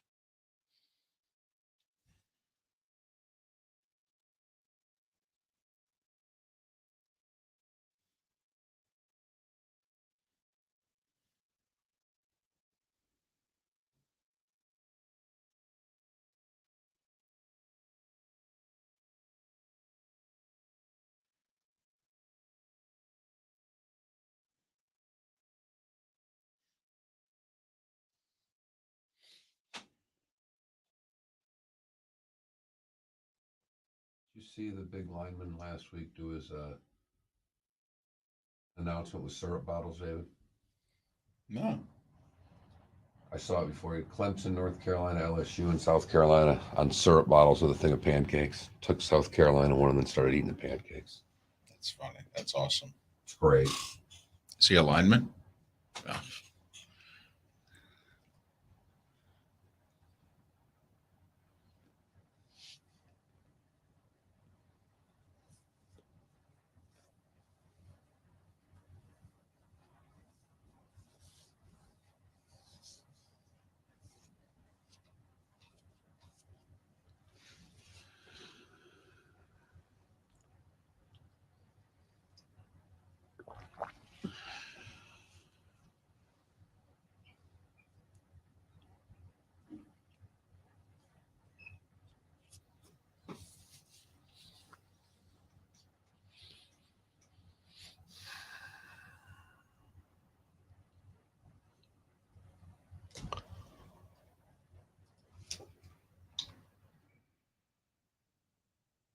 Chair is so bad. Use the other one. That's the thing. I talked to Chris, and Chris likes that one, but I think Rick is the one that likes this one. Yeah. And I don't know why. He's older. May fit him better.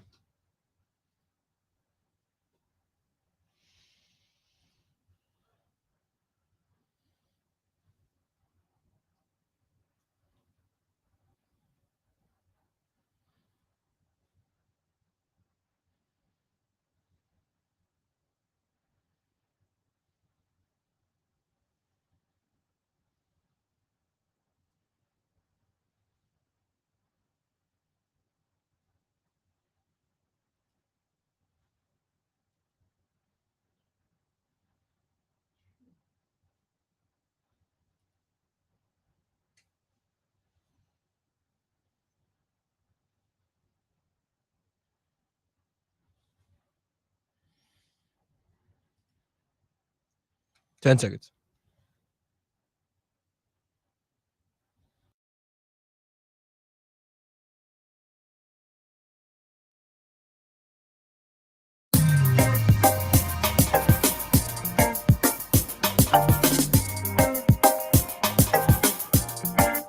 Welcome back to Miller and Moulton, only on the Florida Sports Network.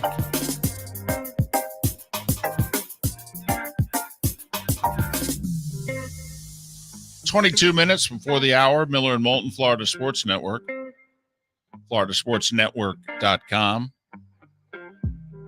That's where you go to sign up for Thursday night's Clutch Vodka Fantasy Football Summit, featuring Dr. Roto, one of the top 20 fantasy gurus in the country. And you'll get his cheat sheet when you're done. So you'll get food, drink, insight, and then here you go. Take this home with you. Do you know we have had requests to televise this, stream it, that our out-of-town listeners are like, hey, would you offer this up for a fee? If I knew how to do all that stuff, sure. I think Roto knows how to do it. Think we should do it? Sorry. You know what, David? I'm all for it. Set it up and get it going. And charge a ridiculously. No, I don't care what you, as long as you set it up and you're in charge of the video streaming of this event, I am all for it. Are you Do finding? you think we should do it? That is the most. What are we, and meaning out of we, what are you going to be doing to help with that? Well, I could have something to do with it. I mean, I could. And you're the only one of this crew that's really operated a camera for a profession. Right. I have. And I was a decent cameraman, actually. I've seen a few of the highlights. You seem to get the puck in the middle of the screen most of the time. I did. But you got to remember, when I was doing local television, I mean, you just had one cable, it connected A to B. That was it. It was tough to screw it up. Now I don't even think you need a cable. You just have to make sure, all the batteries and everything are working. Should we stream this? No. Oh, okay. All right. Just wondering. So sign up then, since we're not streaming it. Fantasy Football Summit, Thursday night. Go to floridasportsnetwork.com. Hey, did you see Pat McAfee signed? He's going to do 6 college football games a la the Manning cast. Apparently big ESPN/ABC games. And he's going to do a Manning cast, so to speak. His version. Is it possible that we're jumping the shark with this soon, or do you think that this is actually the tip of the iceberg and this is the future? I don't think it's the future. I think it's a nice little niche broadcast because it doesn't do the numbers. And we've talked about this. It does 10% of what the big game does. For me, I love it on Monday Night Football, David. And simply because after a Thursday night game, all day Saturday, all day Sunday, I get footballed out. I don't need to watch the standard broadcast if it's two teams that I'm not interested in. It's a little bit of fun. It's a little bit of entertainment. What I've found in my house is that my wife thoroughly enjoys it. Okay. So it's a lot easier to go through yet another night of football in the house when there's something a little different on. Now, I don't like how much screen the Mannings grab. I'd rather hear their voices with more full football on. Less forehead? Less forehead, more Right. football. Thank you. Very good line right there. Thank you. Manning cast.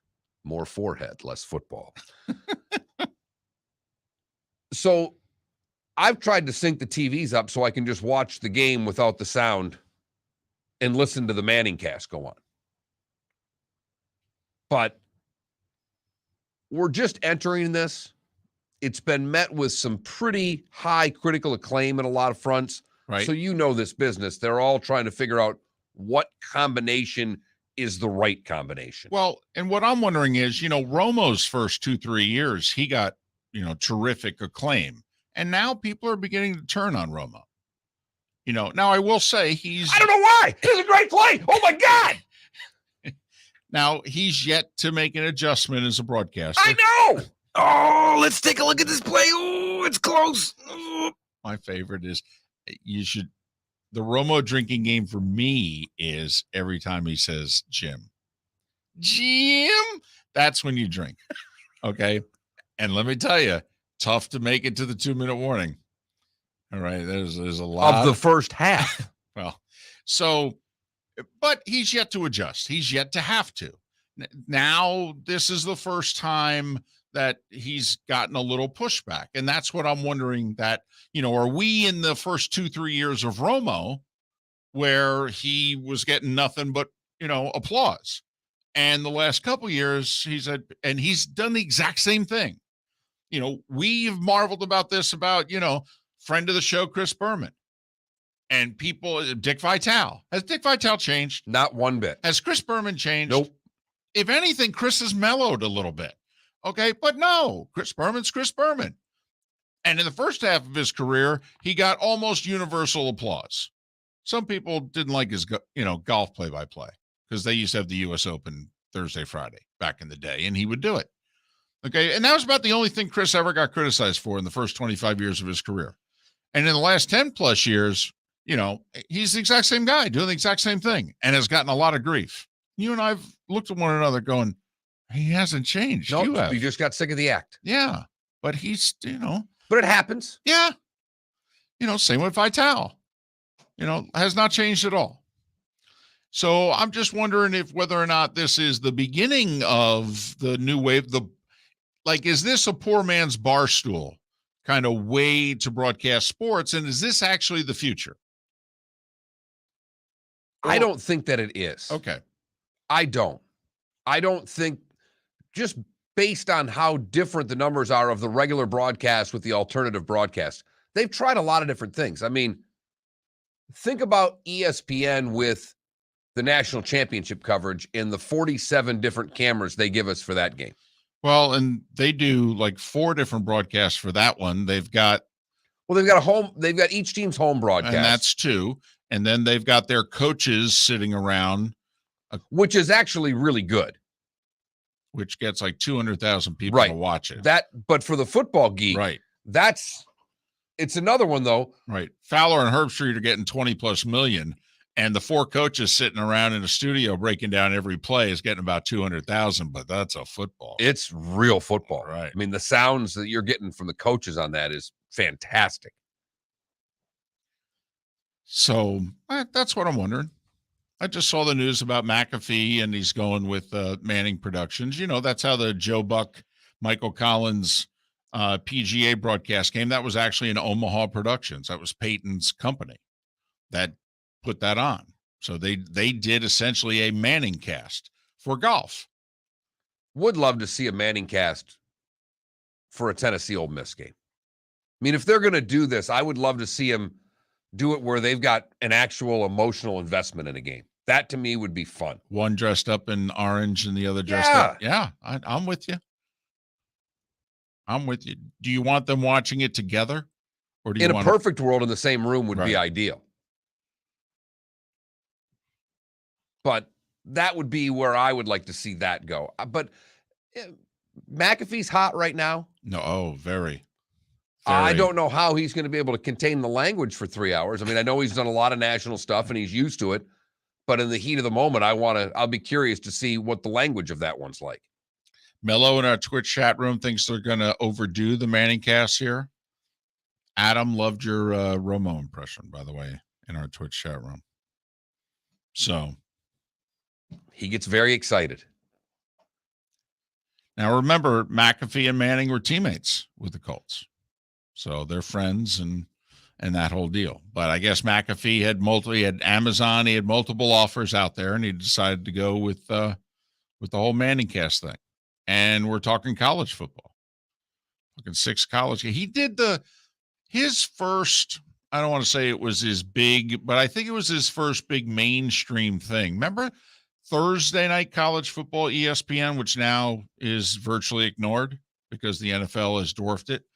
They brought McAfee on to their broadcast for a year or 2 as the third wheel. Well, didn't he do some game day stuff too? I mean, when he jumped off the pontoon cannonballed into the water, and I mean, he's made a name for himself prior to his radio / YouTube show, which has gone over like gangbusters.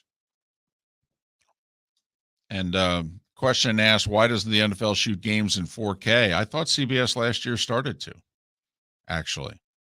Some of the stuff that they did, particularly, I remember seeing Tracy Wilson down on the sidelines in which the background behind her was blurred because the way they were shooting it and the cameras they were using. I thought last year they started to incorporate that, but I'll look into that. Don't have a 4K TV, so don't have the answer for you. There you go. So Miller and Moulton on this Monday. The scene will shift to Baltimore in about 15 minutes with the red-hot Orioles and Lamar and the Ravens. We'll talk a little Baltimore sports scene coming up in a few. 40,000+ at Camden Yards over the weekend. How great is that? We've told you this was a baseball town first. Yes. For a long, long time. By the way, against the Pirates, too. Mm-hmm. Yeah. Right. Which shows they came out for the Orioles. Right. 41,000 on Saturday for the Orioles Pirates, which is a rematch of the 71 and 79 World Series, but I digress. I knew it. I knew it. I knew he was going to go 71 too, not just 79. Anytime you can throw, they showed some Clemente highlights. He makes a throw from the right field corner on a fly, 320 feet to home plate to hold a runner at third base. Oh, I saw that on Twitter the other day. That's end zone to end zone, baby. I mean, it is pretty impressive, and nobody throws like that anymore either. No. So it was pretty impressive. There were a lot of right fielders that could do that, though. Damn right. Yep. I always think Dave Parker, the Red Sox. Dwight Evans. Dwight Evans, who had just a cannon for an arm. Yep. And covered a lot of ground too, and a tricky right field there, and played it great. Made that amazing catch in the 75 World Series also. But if they don't have the right launch angle, who cares how they throw the baseball? Yeah, it's all, and hit 212, but just as long as you get those 23 homers, and as long as the announcer can tell me what the exit velocity was in right. the bat, that means a lot to me as I watch important. a game. I know he's hitting $189, but he's got great exit velocity. Yes, he makes contact twice a week. That's fantastic. Yep. Braves struck out 19 times yesterday. It's one of the best. It's the second best offense in the National League. Now, I know they faced really good pitching yesterday. They did. I mean, DeGrom and Diaz that's tough. I get it. 19 strikeouts. Right. Come on. You put fewer balls in play than, come on. Really? Over 2-1. Yeah. It is. Come on. It's a tough watch, David. It is. It's a game you like, a team you like. Yeah, obviously it's working for me because I was rooting for the team doing all the striking out. But yeah, it's like, come on, guys.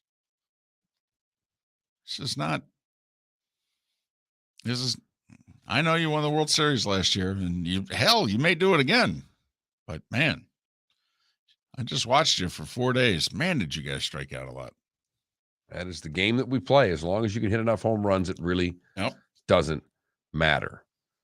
But great to see big crowds back at the crux of it. Great to see big crowds back at Camden Yard for the Baltimore Orioles. And until yesterday, they hadn't lost since the trade deadline.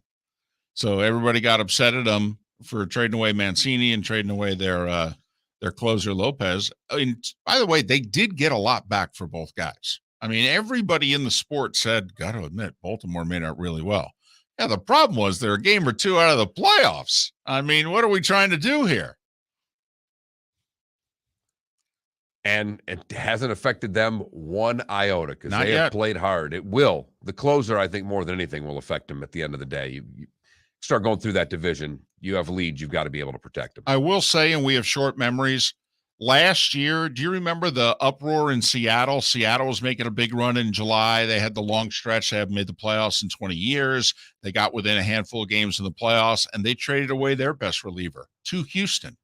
And remember, there was a bit of a tirade in the dugout, and the GM had to come down, and they were screaming and yelling between the players and Jerry DiPoto, the GM, and the whole deal. Yeah, they kept winning, and they missed the playoffs by like 2 games. Won like 89, 90 games last year. So, I'm I'm sure they were disappointed, went on a bender for a night, but they came back, won 5 in a row. I mean, you're a pro. You got to show up for work. That's it. And beat the teams you're supposed to beat. It's amazing what happens in that sport, and a great weekend for the Orioles. They're 2 back in the wild card right now. Tampa tied for the last spot in the American League. So that's some of what's out there. Reminder, our Fantasy Football Summit coming up on Thursday night. Go to floridasportsnetwork.com to sign up. Florida Sports Network sign up. The Florida Fantasy Football Summit brought to you by Clutch Vodka. Go to floridasportsnetwork.com to sign up Thursday night, 7 o'clock at Shoeless Joe's Sports Cafe. Dr. Roto, one of the best in the business, on hand to help you win your fantasy league. Miller and Moulton, hoping to see you Thursday night at our Fantasy Football Summit. We will talk Orioles and Ravens next right here on the Florida Sports Network.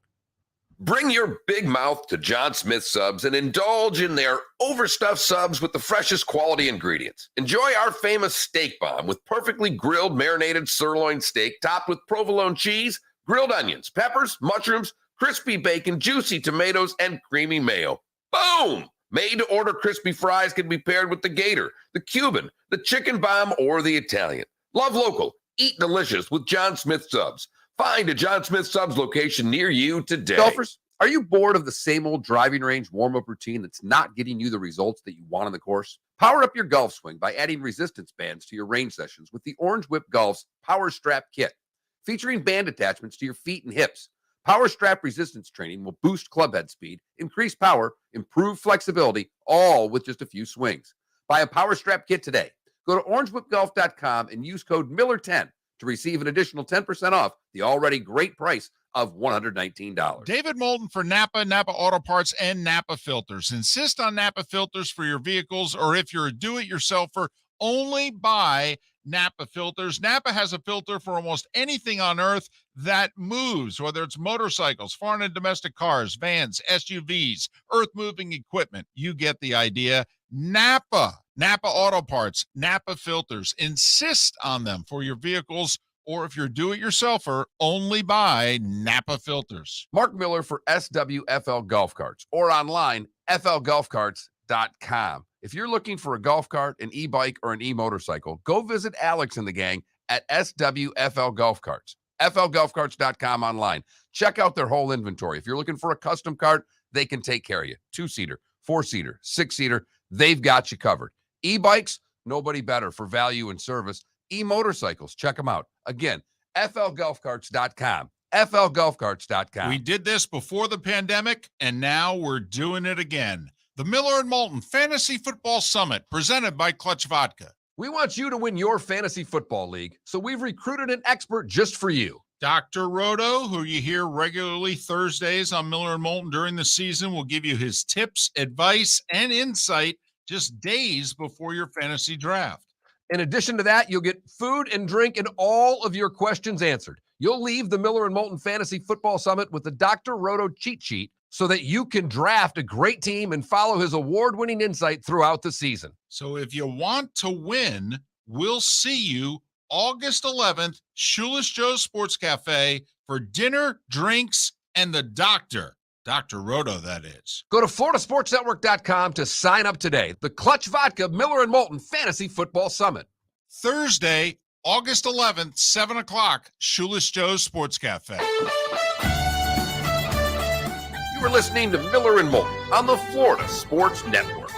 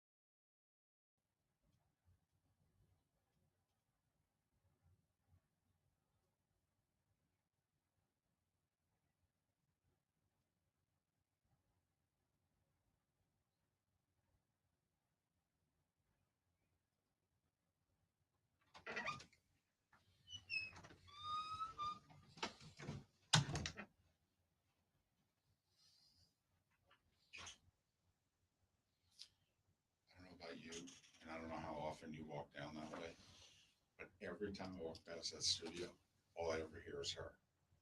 I never hear any of the other guys. Like it be on, like it be off, doesn't matter. She's the only one I ever hear talking. They're on the air right now. Okay, walking past, walking back. All I heard was her. What are they going to do? What's his face who came in here late last week said I think they're going to give him a book. Call him the Wild Bunch. Give him a book.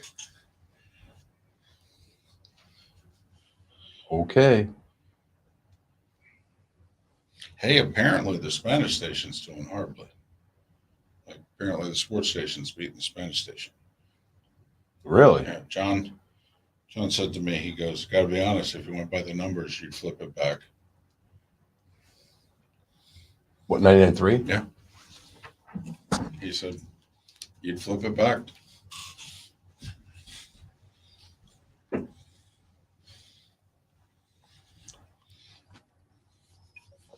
That ain't going to happen.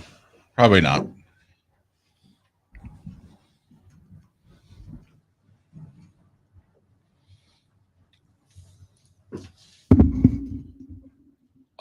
What hockey team do Baltimore fans root for? The Capitals, if they root for one. Ovechkin, yeah. I don't know if they still had one, but They don't. the AHL, the Baltimore I Skipjacks. haven't had that in like Have they? generations. Yeah, that was during my time in Binghamton, early 90s. Yeah. Never worked there. They never really had an arena for them. No. The 1 year. Yeah. Just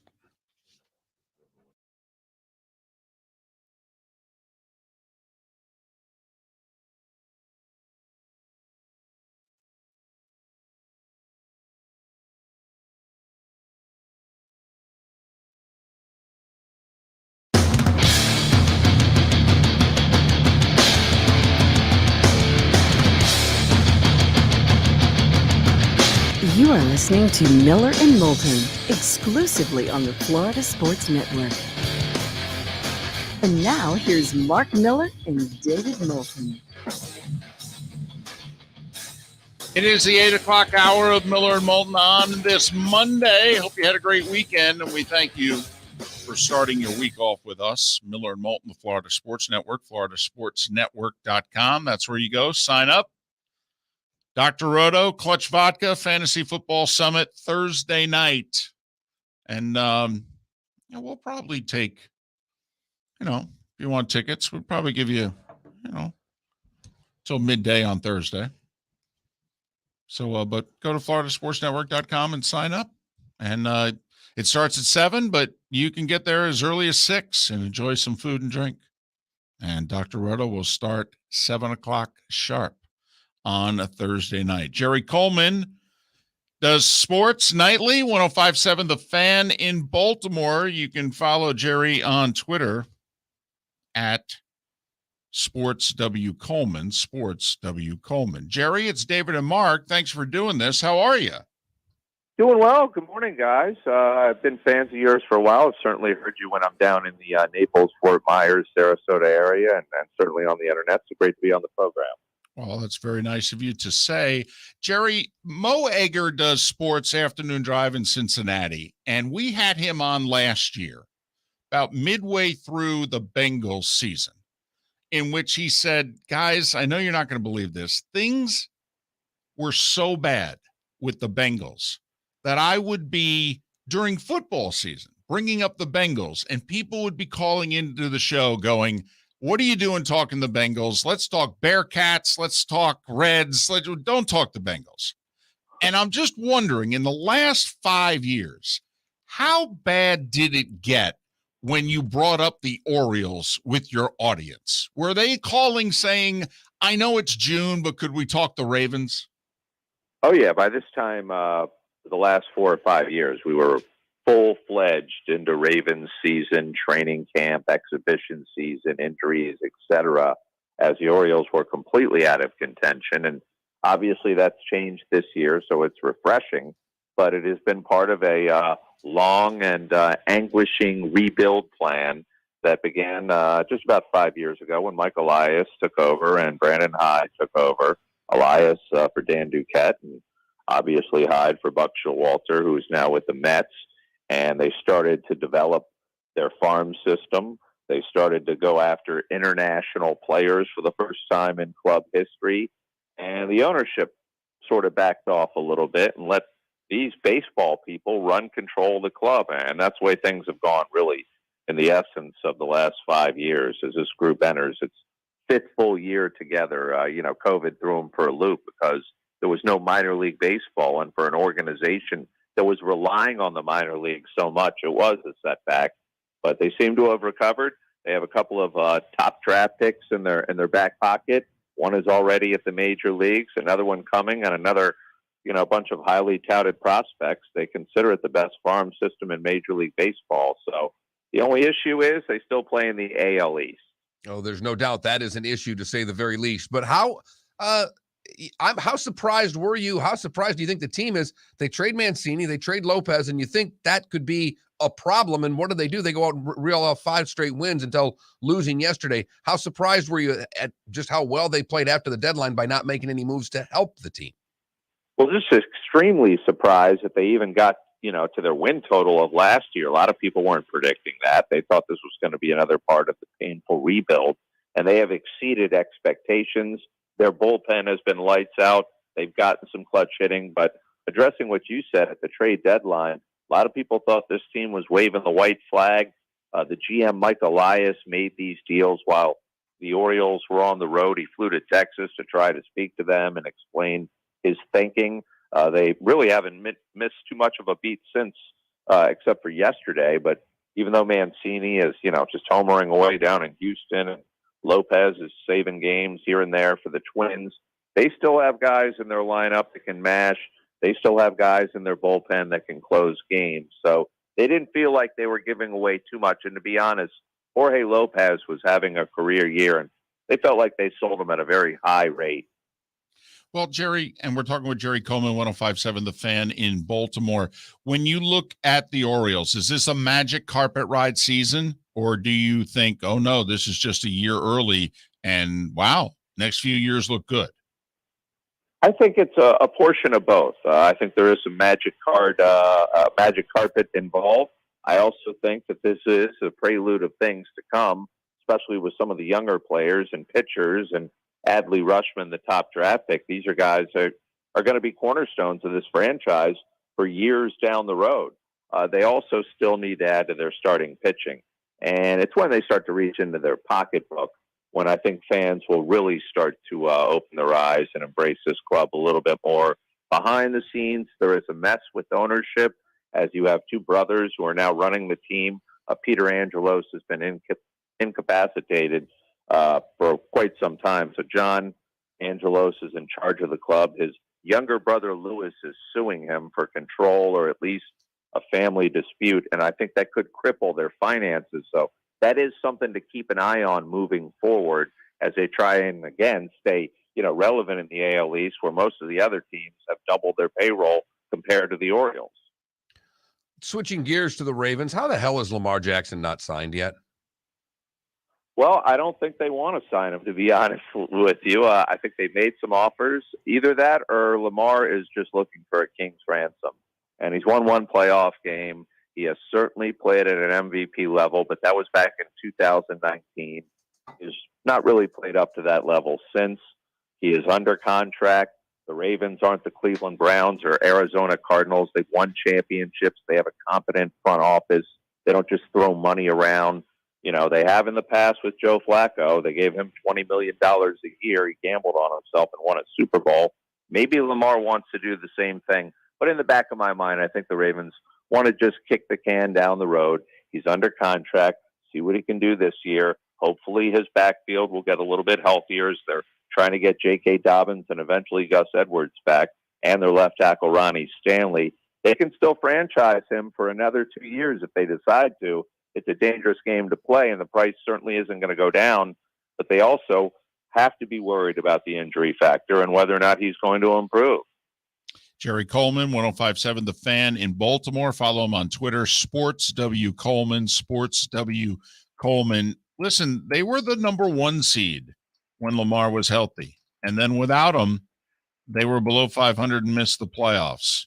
Assuming Lamar is healthy, we like this team. In fact, right now, I think if you ask both Miller and Moulton, we'd probably bet the Ravens to win the North. Are we wrong? No, I agree with that. I don't know if the Bengals are going to be able to repeat. I don't think the Browns are going to be a factor, nor the Steelers. So I do think it's going to be a 2-team race. The problem is the AFC, as you guys know, is completely loaded. And I just think the Ravens are going to have a first couple of tough games because John Harbaugh came out this weekend, made it official. They are just walking on eggshells after losing 25 players to injured reserve last year, including at least 8 starters. And Lamar missed games due to COVID. Then he was hurt at the end of the season. So these guys are going to be in bubble wrap for the most part during the preseason. You're not going to see Lamar and many of the starters. So that's why I think they could be sloppy their first couple of weeks. But I'm expecting this team to win 10 to 12 games this year. Don't get me wrong. I think they're going to be a very strong team once they're completely healthy. And they're going to go back to being a run-first football team because they only have one bona fide wide receiver in Rashad Bateman and certainly a Pro Bowl tight end in Mark Andrews. But no one else really has much of a resume in terms of catching the football. How's the health of the running backs? Not too great. So J.K. Dobbins is probably going to miss all of training camp and the preseason, should be ready for week 1. He keeps saying that, if not week 2. Gus Edwards is way off, so you probably will not see him until mid-season.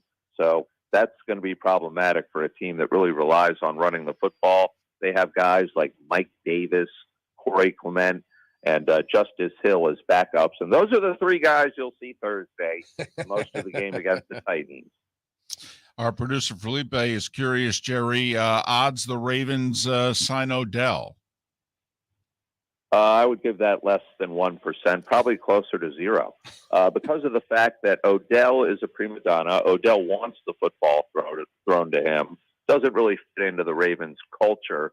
I think he's going to re-sign with the Rams, but they just don't have enough targets for Odell for him to be satisfied. If Marquise Brown wasn't happy enough here, and he's, not even in the same sentence as Odell, then I don't think Odell Beckham's going to work out in Baltimore. So I don't see that coming into fruition.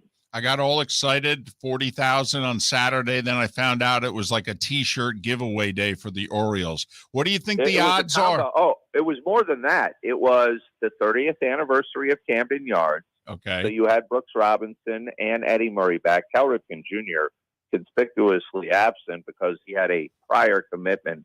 I believe he was out of the country, but there were a lot of players that were not invited back mysteriously. But you had that. You had the T-shirt giveaway and a post-game concert, and that drew close to 40,000. They said 41, but there were some upper deck seats that were open. But that was the largest non-opening day crowd in that ballpark in about 5 years. So it was electric. I was out there Saturday. Then they had 16,000 Sunday.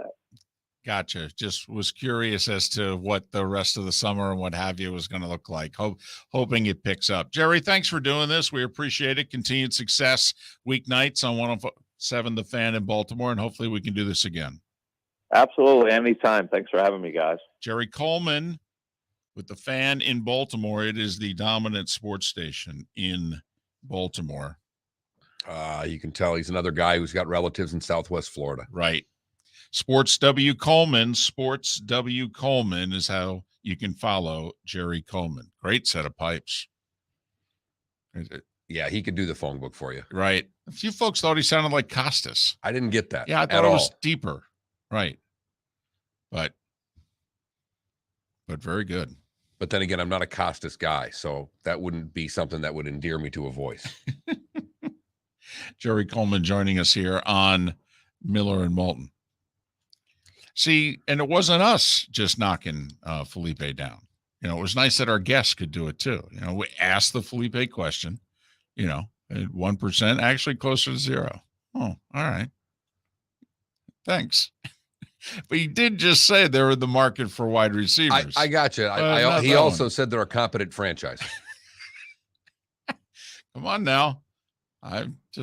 Team picked him up last year. They won the Super Bowl. They did. They have a quarterback who likes to throw the ball a lot. This quarterback likes to run the ball a lot. You know, you make a dadgum good point. You really do. I'd get him more tight ends before I'd get him more receivers. My goodness, I think they have more tight ends than the Bears, and I didn't think that was possible. Miller and Moulton. Golfers, are you bored of the same old driving range warm-up routine that's not getting you the results that you want on the course? Power up your golf swing by adding resistance bands to your range sessions with the Orange Whip Golf's Power Strap Kit. Featuring band attachments to your feet and hips, Power Strap resistance training will boost club head speed, increase power, improve flexibility, all with just a few swings. Buy a Power Strap Kit today. Go to orangewhipgolf.com and use code Miller10 to receive an additional 10% off the already great price of $119. Mark Miller for SWFL Golf Carts or online, flgolfcarts.com. If you're looking for a golf cart, an e-bike, or an e-motorcycle, go visit Alex and the gang at SWFL Golf Carts. flgolfcarts.com online. Check out their whole inventory. If you're looking for a custom cart, they can take care of you. 2-seater, 4-seater, 6-seater, they've got you covered. E-bikes, nobody better for value and service. E-motorcycles, check them out. Again, flgolfcarts.com. flgolfcarts.com. Bring your big mouth to John Smith Subs and indulge in their overstuffed subs with the freshest quality ingredients. Enjoy our famous steak bomb with perfectly grilled marinated sirloin steak topped with provolone cheese, grilled onions, peppers, mushrooms, crispy bacon, juicy tomatoes, and creamy mayo.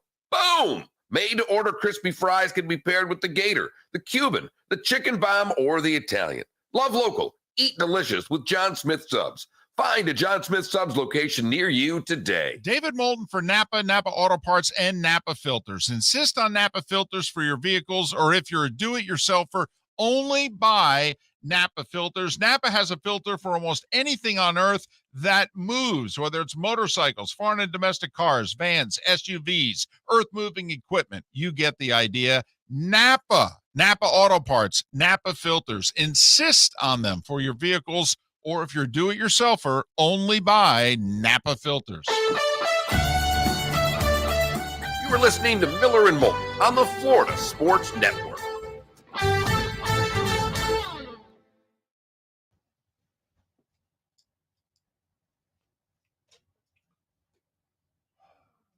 Good news, Casper's hiring. That's Casper. Mattresses, they want people to sleep. Don't we have enough bedding companies? I mean, I didn't know if I wanted to use it as the good or use it for this segment right here.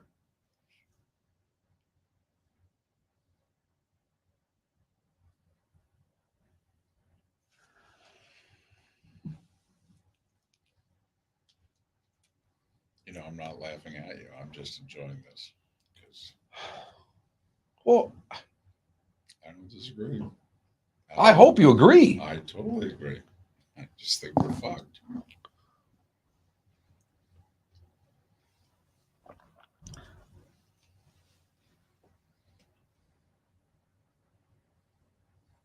Great. Now we got to build an element into our show that we don't have.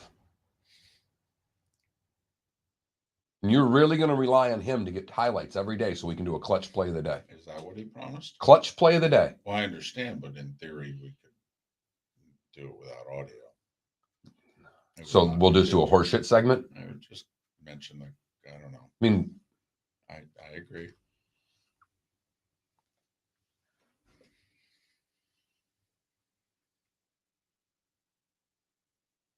you don't do a play of the day without audio. I agree. So no, I won't sign on for that. Okay.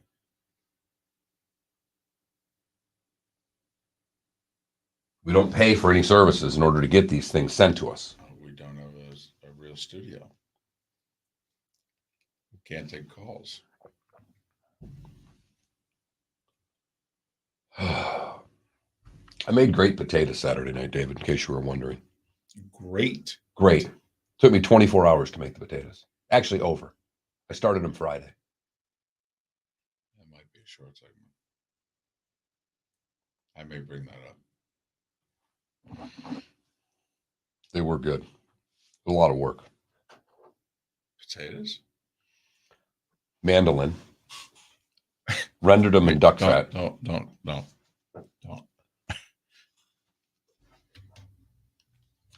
So when you say you make great potatoes, are you talking mashed potatoes, baked potatoes, 1,000-layer potatoes?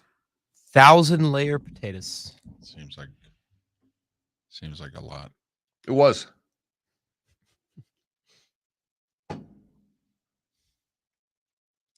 No. KW. Roto starts at 7. So if you want to get there at 6, we're not going to let anybody in before 6. But if you want to get there at 6 and eat and drink and be ready for 7, You can show up at 8. It'll be about half over. you're right. Maybe 2/3 over. But yeah, it's not going past 9. And it's starting at 7. Let's see if we've sold any today. See, it's funny. I get a thing at 10. I know. You get an email. Yeah, I get a 10:04 I can check it. a.m. But that Right. that's probably generated at midnight. Right. So we're at 38 now. Wow. So we've sold 3 today. Wow. Oh, Adam, where'd you get those? Attaboy. It's peanut season. Yeah, KW, you must have been one of the first to sign up because it was listed at 7:30 and it was like the first day of signups and we got it changed like 2 hours later. No, it starts at 7. You can get there at 6. I spoke on the phone with Jerry a little bit after. He said, why the hell would any wide receiver want to go to Baltimore when all they have to do is block? Yep. You think Odell wants to block? That's why what's his face brought Hollywood? it out. Yeah. He was like, you really think Odell wants to block? And I was like, yeah, no.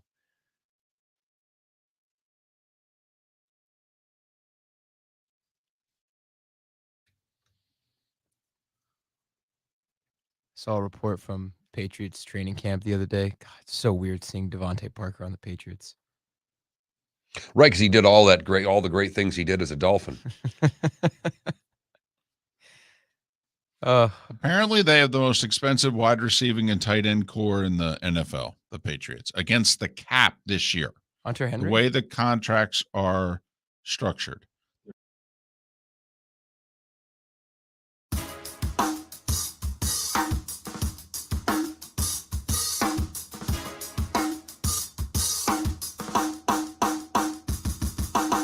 Welcome back to Miller and Moulton, only on the Florida Sports Network. 21 minutes past the hour. Miller and Moulton, Florida Sports Network, floridasportsnetwork.com. You know, I've yet to give out the magic numbers. I mean, that's how well last week went. That's how close everything seems. I don't even feel like I have to, sell what's on the horizon. It's just like, we know, man. 3 days away from the Fantasy Football Summit. I do want, everybody who wants to get in, go to floridasportsnetwork.com. The Clutch Vodka Fantasy Football Summit. Get in. Because this thing actually could sell out. It will sell out. 19 days away from week 0. 19. We're in the teens. 24 days away from week 1 of the college football season. 31, 4 weeks Thursday, away from Bills Rams at SoFi. So get those last dinners in with the wife, a couple of family dinners with the kids. Make sure your Saturdays are spent doing some things with the family for the next couple of weeks, because that'll be out very soon. If you count preseason football, you will have football every weekend now until February. That sounds nice.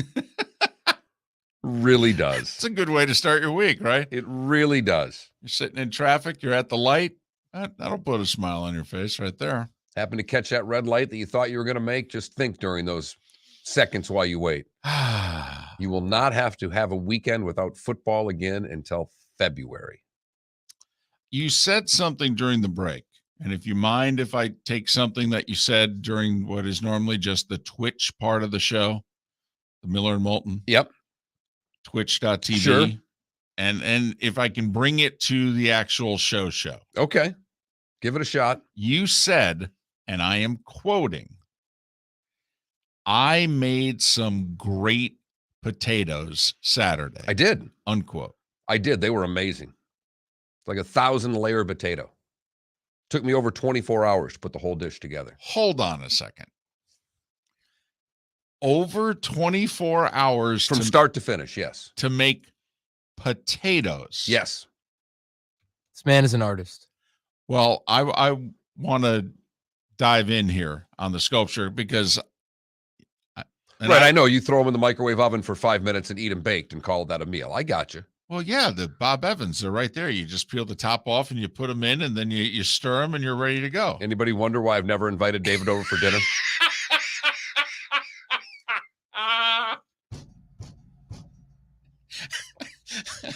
So you 24 hours. What the hell did you do? Well, first, I got the mandolin out. That's that slicer where you can slice them really thin. Oh, You wear one of those machines? I've seen one before. I'm 56 years old. I've never had one of those in a house that I've lived in. Can't say I'm surprised. No, I just So I sliced the potatoes very thin okay. and then soaked them in duck fat. I'm sorry. What? Took the thin potatoes. No, that part I got. And then and I soaked could them- slice, by the way. I could do that. You could. You'd Right. probably lose a finger.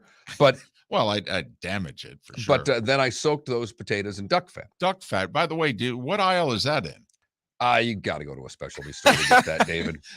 I go to. There's a meat market that I go to. I was that just has it. curious. I mean, because I go up and down those aisles once a week, and I have never seen. Hey, Jerry, what aisle's the duck fat in? Okay, So then you layered them into a pan or into a baking casserole dish, I've seen them. and then baked those. They had a lot of parchment paper, a lot of things around it to keep it all contained, and then baked it for 3 hours. Why am I going to put paper in I amongst gotcha. my potatoes? All right, and then then they went into the refrigerator after they were baked for 3 hours. Then they were in refrigerator with Wait, weights on them, Hold on, you baked them for 3 hours. Why didn't you just then eat? because then you have to place. I put a pan over them, weighted that pan down, put them in the refrigerator overnight. Why are we weights? What? Wait, we're using weights? Yes. The potatoes need to work out. No, the potatoes needed to be smashed down, compacted. Then after they sat overnight, then they were cut into strips, and then they were fried individually. We had to do more cooking Yeah. after the 3 hours. Yeah, then you fried them for 6 minutes to make them crispy. What the hell were we doing for the 3 hours? Baking them. I don't know what to tell you. It's like 1,000-layer potato. They were amazing. I was impressed. I was very nervous about cooking these too, because they could have blown up in my face and not been good. Had people coming over for dinner, had a nice little dinner party with friends, trying to throw something impressive on the plate, and Do you serve them like with paper? I mean, how do you serve them? on a plate. Just so when they're done, finally they look like what I'm used to, potatoes. I don't know if they look like what you're used to. You're used to French fries from McDonald's. That's and not they did not necessarily look like that. That's not necessarily true. Sometimes they're from Wendy's, but High five. just the Oh, not again. but just the okay. All right. Are you into presentation at all? Oh or is yeah, I this- had them. I actually took like 3 of them on each plate and stacked them. Oh, for goodness Oh, sakes. there you go. Wow. Now, is ketchup acceptable in this instance? Oh my goodness. I think you may lose your So job. ketchup is not acceptable in any instance. With French fries, it is, and I didn't make French fries. Oh, true, but close. So The duck fat would have snuck out of those potatoes and slapped you across the face. Yeah, forgot about the duck fat. I will say in the Twitch chat room, Ugly Bag of Water says, Mark, that sounds incredible. Deadstruck, you're making my stomach growl. All right. KW, you're making me hungry. All right. I will say this, playing in rave reviews, this seems like a lot, over 24 hours for the potatoes. For the potatoes. You're saying I get three sticks there? What am I getting? Well, David, I would have given you 6. Trust me. If you Okay. were there, I'd have given you more. Fam But for- each one of them was about like, if you take your 4 fingers, uh-huh. instead about like one potato was about 3-4 inches long and about 3-4 inches thick and about an inch wide. Oh, okay. So they were like those waffle fries, Just exactly like that. like 3 or 4 big waffle fries. Mark is about to stab. He just took his pen and he's going to stab me Yep. in the neck. Yep. I'm probably not going to get invited over anytime soon, am I? Probably not. I mean, I will say this, though. Here's the good thing about inviting me. I eat whatever you put in front of me. And my feeling about food is much like our answer to when we are asked, okay, hey, how's my hair look? I got my hair done. What do you think? Hey, do I look good in this? I mean, that's me with food, but it's genuine.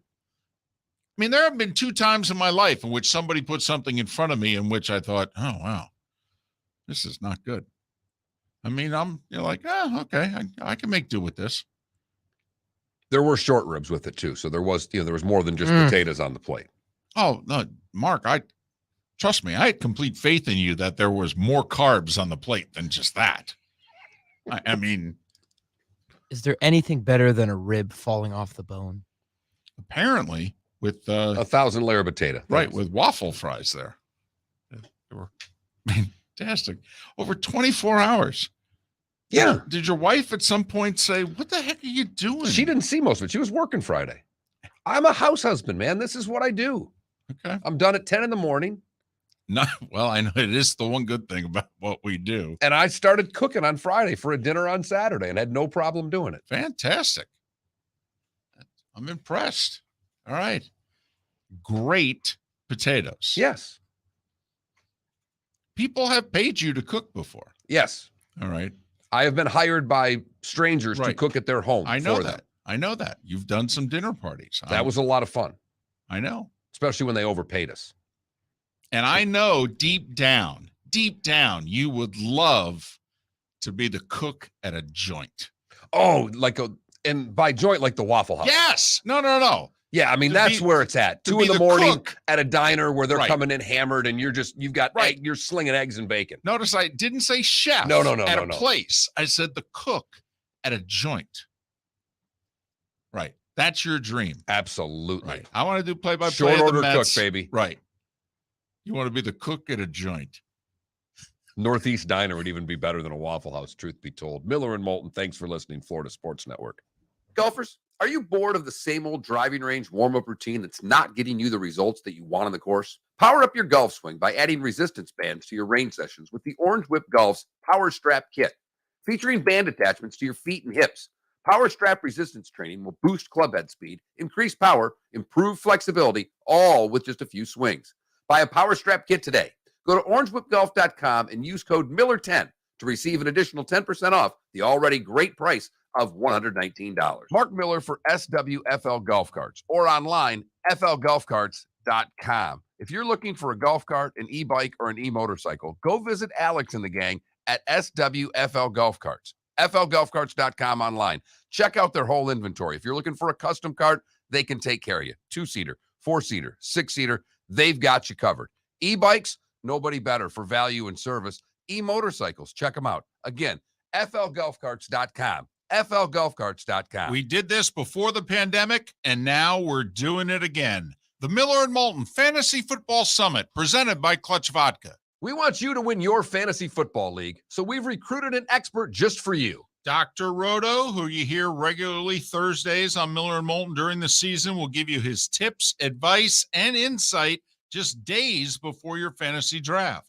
In addition to that, you'll get food and drink and all of your questions answered. You'll leave the Miller and Moulton Fantasy Football Summit with the Dr. Roto cheat sheet so that you can draft a great team and follow his award-winning insight throughout the season. So if you want to win, we'll see you August 11th, Shoeless Joe's Sports Cafe for dinner, drinks, and the doctor. Dr. Roto, that is. Go to floridasportsnetwork.com to sign up today. The Clutch Vodka Miller and Moulton Fantasy Football Summit.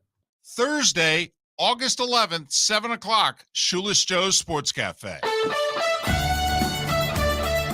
You are listening to Miller and Moulton on the Florida Sports Network. Earliest he's going to be ready. I mean, towards ACL in the Super Bowl, so November? how long do you think he needs? I don't know how many of November's 9 months. 9 months would be like mid-November. I don't know how many of you are I on mean, Twitter. what's his face with the Bucks? Twitch chat, but Godwin, Wasn't he an ACL? that's amazing that he's practicing right now. Yeah. But he's also got 6-8 years of youth on Odell. Okay, but I mean, what was Godwin, like 7? Mm-hmm.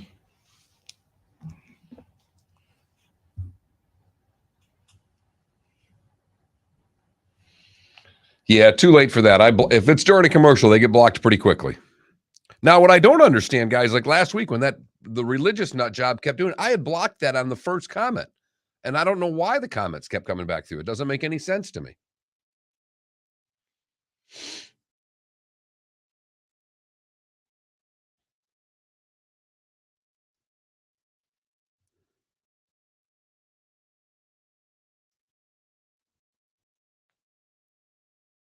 A potato farm connection. Did you see that from Adam? He has a connection to a potato farm. He can get you fresh potatoes. Whoa, Brandon. Oh, Yes, the duck fat was used in this 1,000-layer potato thing. I did. You know what, Michael? That's exactly what we had with it. You have that perfectly. Except for the spelling, I think. Isn't it 2 E's? But neither way, we had a sauterne for the dessert. You are 100% correct. I don't even know what that is. I'm gonna have to look that It's a up. dessert wine. Is that what a sauterne is? Yes. Is that like a sorbet? Michael, I know you don't think much of me of a host, but I can cook like a son of a bitch. so when you were younger and you were living with your friends, were you always the guy cooking? When I lived in college, my roommate was a much better cook than I was. I learned a lot from him. Oh, We would do when I was in college, we cooked a lot. mm-hmm. We cook a lot. We had a lot of meals. That's back when I was smoking cigarettes too. We would do the old Italian thing where we smoke all the way through the meals. Yeah. Just ripping vids, having dinner, Ripping smoking in the heaters. house.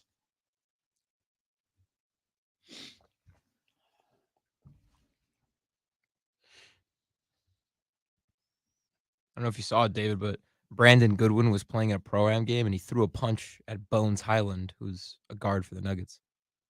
He threw a punch? Like he threw a punch, yeah. That's not good. I love Goodwin. Yeah, me too. Talk about a self-made guy. I hope he stays on the Cavs too. The fans like him.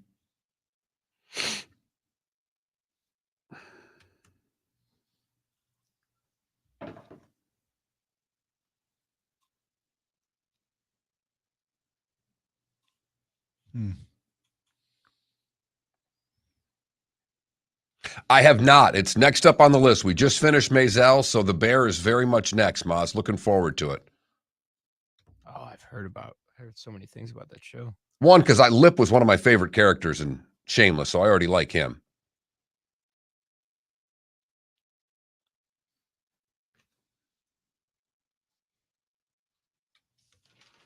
Yeah, probably not Mello.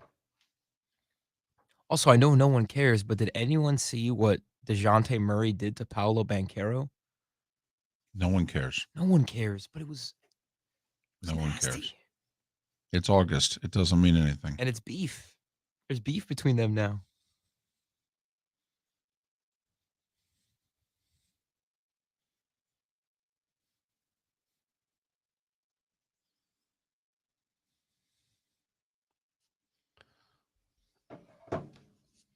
I'm interested in that one too, Sean.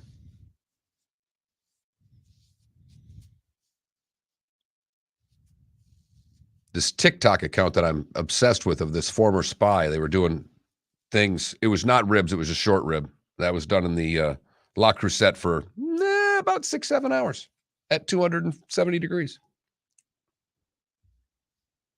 I need an Eagles-Dolphins matchup. Mello, they run the risk of having their contracts voided. We're coming back.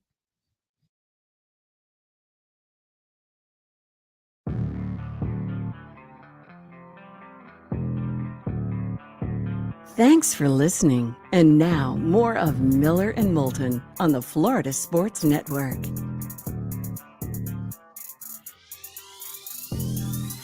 22 minutes before the top of the hour. Miller and Moulton, Florida Sports Network, floridasportsnetwork.com.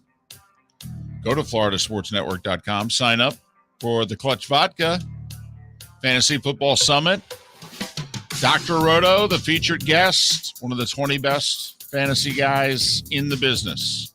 And you'll get them up close for anywhere from 90 minutes to 2 hours. It starts right at 7 o'clock. So if you buy a ticket, you can get there as early as 6 so you could eat your dinner. We're going to feed you. And about to purchase alcoholic drinks on your own, but if coffee, tea, soda, or something like that, water. I mean, We got that. We got that too. So food, drink, and the dock. There you go. And Clutch Vodka.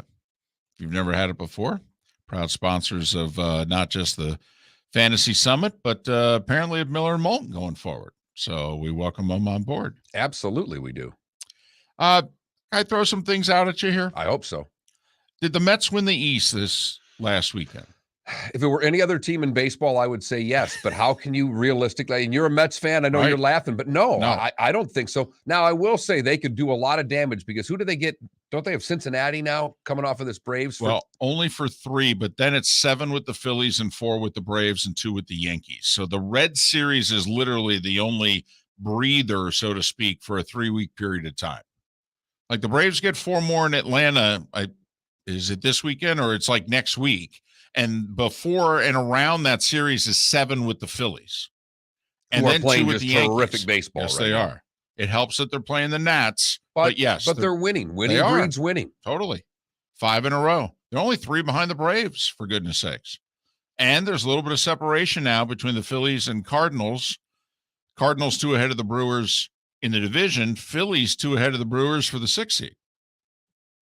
So, hey, Phillies haven't made the playoffs in like 11 years. I mean, you think, Philadelphia, 11 years. I think 2011, was when Ryan Howard, blew his Achilles coming out of the batter's box for the final out of the division series, and that was it. They haven't been back. And to think Harper's coming back at some point. Yeah. Probably the end of this month. Uh-huh. Right. And they did some good things at the deadline. Now they paid a price that people said, wow, they gave up some decent guys in the organization, but I don't think they had a choice. Also, who their general manager is. Dave Dombrowski used to be your GM. Dave's an aggressive guy. But I don't think they had a choice. When it's 11 years, you couldn't, with the payroll that they have, Right? with the demands that are on that whole entire baseball team, I don't think you could stand pat there. I agree. How concerned are you about the Yankees? They've lost 5 in a row. They're 14-19 since June 30th. Well, I mean, obviously the division's not a problem. They're 9.5 up. First in the American League could be a problem, and they have an Astros problem, particularly in Houston. I think Houston's within like a game of them. So I'm concerned with one overall because they've had an Astros problem in Houston, and I would not want to lose home field to the Astros for the postseason. I think that's the biggest thing going on in all this. Other than that, to me, David, it's a blip on the radar. It's midseason. They have been playing so well. They were bound to have a bad month. I think it's very easy to right this ship. Tampa Bay, along with Seattle, 2 clear of Cleveland and Baltimore for the final playoff spot. Twins lead over Cleveland's 1 over the White Sox's 2. My $20. You got to pick the AL Central winner right now. Who you betting on? White Sox. Yeah, me too. They had the best roster when the season started. They're right there right now. The Twins are in a little bit of a funk to me. Do you know the White Sox have a losing record at home? And I mean like 5 games below 500 at home. It's remarkable what's going on with that team this year. You think the Browns are right in saying no to Kareem Hunt and his trade request? 100%. For those that don't know, the number 2 running back in Cleveland, who before last season signed a 2-year, $12 million deal. Now, he only played 8 games last year, rushed for like 450 yards and 5 touchdowns. Or no, 350 yards, I think, and 5 touchdowns. So he's making $6 million this year. They got a lot of cap room. Right. I don't know how that deal was good enough for him last year. He doesn't play but half the season and thinks he deserves a new deal. I'm sorry. Not interested. Would you trade him if you were Cleveland? Because there's like 6 teams out there in which he would be a significant upgrade. And there are those wondering, hey, if you're the Dolphins and you're going all in on this speed offense, we want to be the fastest team in the league. Kareem Hunt in the Dolphins scheme? I'm just throwing that out there. I wouldn't get another running back if I were the Dolphins. Right. They got 4. I think they're in pretty good shape at that position. Okay. Would I trade him? I would consider it. I just don't know what value a running back is going to get you to trade one off right now. When you've got 3 and teams that have 3 generally use them, he is a part of that offense that makes them a dynamic team, and they're not going to have a quarterback. So I would be less apt to trade him. I would not trade him because one injury, whether it be to Dearness Johnson or to Nick Chubb, and obviously it'd be far worse to Chubb, but, you know, a depth chart can go from a surplus to absolute necessity with one key injury. You know, Nick Chubb sprains an ankle, is going to miss 2-3 games. I mean, you need Kareem Hunt. And in the AFC, I cannot emphasize this enough. It's going to be hard to make the playoffs. Well, and let's be honest. I don't even know what we don't have to talk about playoffs in Cleveland Browns if they're not going to get somebody beside Jacoby Brissett. Well, I'm with you. I'm totally. I mean, if you want me to be as wrong as I can be, have Cleveland win the division with Jacoby Brissett, because I think they may end up being better than Pittsburgh, maybe, because the roster's that much better. But they're fighting for last. How much do you believe in the Bengals? They were a 10-7 team last year. They played the proverbial 4th place schedule to do that. You know, there's great wins and inconsistent losses all throughout it. I mean, they went on a playoff run. They really are, in a lot of ways, aren't they the 2017 Jags until proven otherwise? The big difference being Joe Burrow. There you go. Yes. Here's the thing. If they were named a million other things, and I shouldn't do it this way, but the fact that they're named the Cincinnati Bengals, I have a difficult time putting a lot of faith in that football team yet. I do. They're a team that I'm rooting for, but I'm betting against, if you know what I mean. Tough to bet against that quarterback, though, isn't it? I mean, isn't he it's real easy to follow that line of thinking of, come on, it's the Bengals. It was a fluke thing. And then you go, yeah, but Joe Burrow's no fluke. Those receivers aren't a fluke either. No, they're not. No. I mean, they've got weapons. Yeah, number 1's really tough to cover. And number 9's really good. That could take you a really long way. But they made all of these changes on a horrific offensive line. I mean, Joe Burrow got the crap kicked out of him last year. Yes, he did, while nearly winning the Super Bowl. Which shows you how good Joe Burrow is. And an opportunistic defense, particularly in the playoffs. They kind of did the whole bend but don't break thing and won the turnover battle. And they were able to get 14.5 sacks from Hendrickson there. And they just totally changed things up front, 40-plus sacks. So I wonder if they can do it again defensively. That's what I wonder. I think they can do it again offensively. I do as well. I wonder if they can.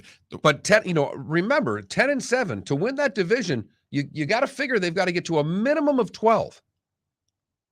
Maybe the right 11, but I know what you're thinking. That we don't think 10 will be good enough this year. They caught a break last year in that, Cleveland with the injuries all around and to Baker underachieved. And obviously the Lamar injury took the Ravens from being the 1 seed at like 8-2 and finishing 8-9.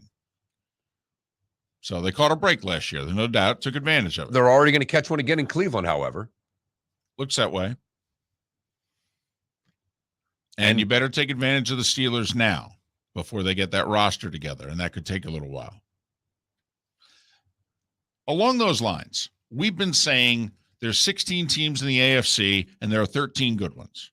And the 3 that, until they prove us wrong, you have to just push to the side. The Jets, the Jags, and the Texans. All right. Now, let's drill down deeper. All right. Is it really 13? New England and Pittsburgh both made the playoffs last year.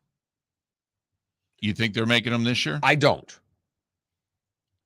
I do not. I don't either. So that would now all of a sudden we're down to 11. But I do think particularly Pittsburgh is going to be, that defense is good. That's a tough out week to week. I mean, I don't know if they're a playoff team. I think they're a tougher out week to week than the Patriots are from a schedule standpoint. And I don't think that makes them a bad team. No. And then don't think they are either. I mean, first off, you could be pretty darn good and go 8-9 in the AFC this year. Right. I mean, you really could. I mean, there easily could be an 8-9 AFC team that when the season's over, we go, boy, if they were in the NFC, they might have been a 6 seed. I mean, that's not out of the question at all. So now that takes it to 11. So now, you drill. If Deshaun suspended for 10 or more games. Well, they're out. So now we're down to 10. Now, all of a sudden, the road to the playoffs, when you're looking at it, you go, man. But if we drill down and we think, New England and Pittsburgh, they were kind of exposed at the end of the year. Don't know if they got any better. Don't think they can duplicate it. Well, and there are a lot of people out there. You and I are not two of them that think the Ravens are taking it, that the Ravens are more the second half team than they are the first half team. Right. Yeah, we think they're wrong. Yes. So we'll see. So now, though, we figure, Deshaun's already got 6. We think he's going to get more. And so because of it, we're taking the Browns at their word that they're going to go with Jacoby Brissett. Therefore, okay, then you're out. So now we're down to 10. See, you're a Colts guy. I'm not. Someone's got to win that division. I understand that. Why the Colts haven't won it since 2014. I understand. Is Tennessee better or worse than they were than a year ago? Worse. Okay. Are the Colts better or worse than they were a year ago? Better.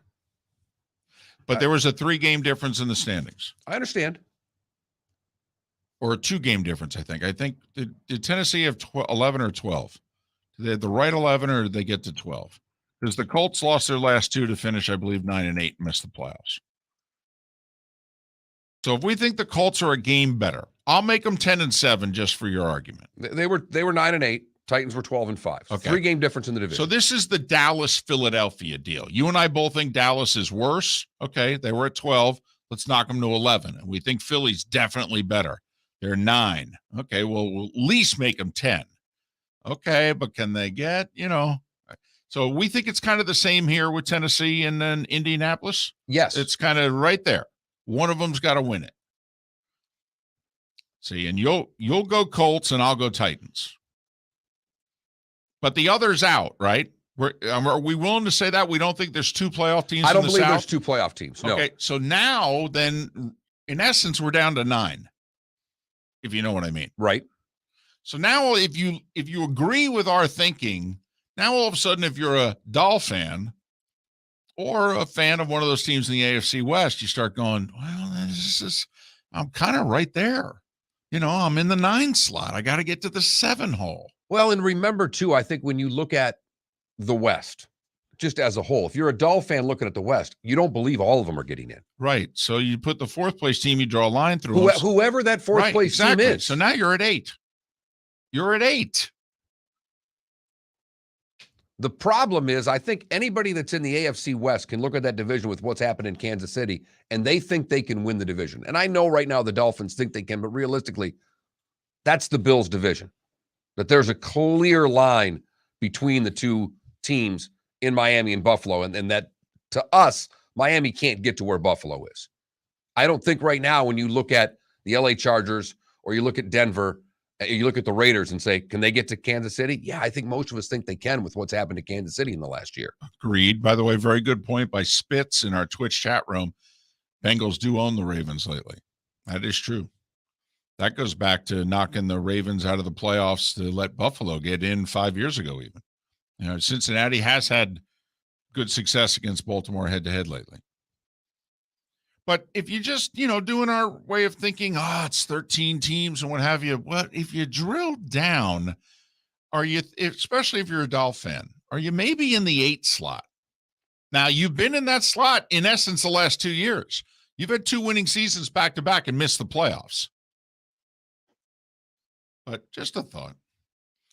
For those of you in Lake City, Tampa, St. Pete, Port Charlotte, and Venice, have a great rest of your day. The bonus hour is next. David Moulton for Napa, Napa Auto Parts, and Napa Filters. Insist on Napa Filters for your vehicles, or if you're a do-it-yourselfer, only buy Napa Filters. Napa has a filter for almost anything on earth that moves, whether it's motorcycles, foreign and domestic cars, vans, SUVs, earth-moving equipment. You get the idea. Napa Auto Parts, Napa Filters. Insist on them for your vehicles, or if you're do-it-yourselfer, only buy Napa Filters. Bring your big mouth to John Smith Subs and indulge in their overstuffed subs with the freshest quality ingredients. Enjoy our famous steak bomb with perfectly grilled marinated sirloin steak topped with provolone cheese, grilled onions, peppers, mushrooms, crispy bacon, juicy tomatoes, and creamy mayo. Boom! Made-to-order crispy fries can be paired with the Gator, the Cuban, the Chicken Bomb, or the Italian. Love local. Eat delicious with John Smith Subs. Find a John Smith Subs location near you today. Mark Miller for SWFL Golf Carts, or online, flgolfcarts.com. If you're looking for a golf cart, an e-bike, or an e-motorcycle, go visit Alex and the gang at SWFL Golf Carts. flgolfcarts.com online. Check out their whole inventory. If you're looking for a custom cart, they can take care of you. 2-seater, 4-seater, 6-seater, they've got you covered. E-bikes, nobody better for value and service. E-motorcycles, check them out. Again, flgolfcarts.com. flgolfcarts.com. Golfers, are you bored of the same old driving range warm-up routine that's not getting you the results that you want on the course? Power up your golf swing by adding resistance bands to your range sessions with the Orange Whip Golf's Power Strap Kit. Featuring band attachments to your feet and hips, Power Strap resistance training will boost clubhead speed, increase power, improve flexibility, all with just a few swings. Buy a Power Strap Kit today. Go to orangewhipgolf.com and use code Miller10 to receive an additional 10% off the already great price of $119. We did this before the pandemic, and now we're doing it again. The Miller and Moulton Fantasy Football Summit, presented by Clutch Vodka. We want you to win your fantasy football league, so we've recruited an expert just for you. Dr. Roto, who you hear regularly Thursdays on Miller and Moulton during the season, will give you his tips, advice, and insight just days before your fantasy draft. In addition to that, you'll get food and drink and all of your questions answered. You'll leave the Miller and Moulton Fantasy Football Summit with the Dr. Roto cheat sheet so that you can draft a great team and follow his award-winning insight throughout the season. So if you want to win, we'll see you August 11th, Shoeless Joe's Sports Cafe for dinner, drinks, and the doctor. Dr. Roto, that is. Go to floridasportsnetwork.com to sign up today. The Clutch Vodka Miller and Moulton Fantasy Football Summit. Thursday, August 11th, 7 o'clock, Shoeless Joe's Sports Cafe. You were listening to Miller and Moulton on the Florida Sports Network.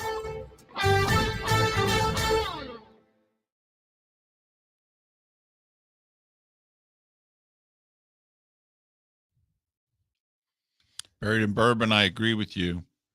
Toronto intrigues me.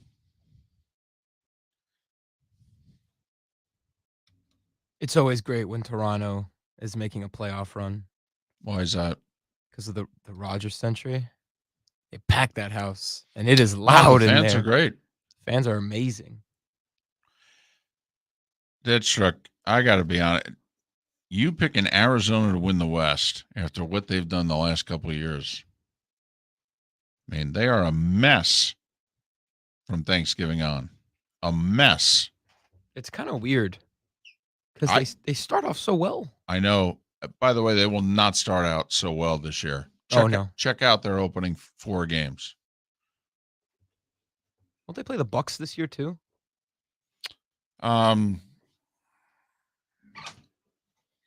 Those divisions play?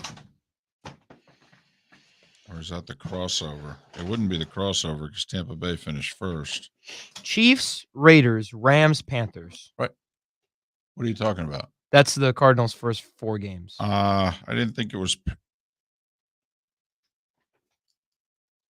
Oh, yeah. The reason the 4th one's intriguing is it could be Baker Mayfield against Kyler Murray. Mm-hmm. By the way, did you know that Baker Mayfield has more yards than Josh Allen? More career passing yards. Well, Josh Allen's, I mean, for his first year in the league, he threw for like 2,000 yards. Right. But still kind of crazy to think about.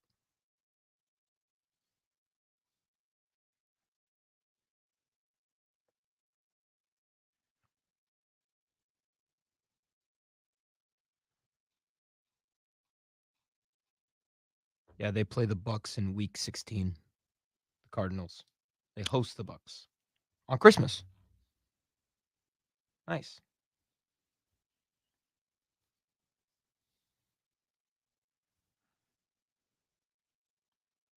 Right now, it's listed as Sunday Night Football. Mm-hmm.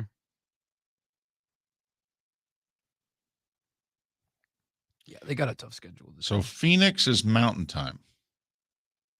For part of the year.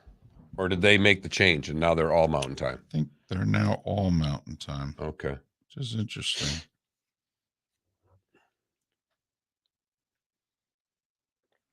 Are you there for a Monday night game to give us the full you got to be there for a Monday night game, don't you? Yeah. No. Yes. But they host New England mid-December.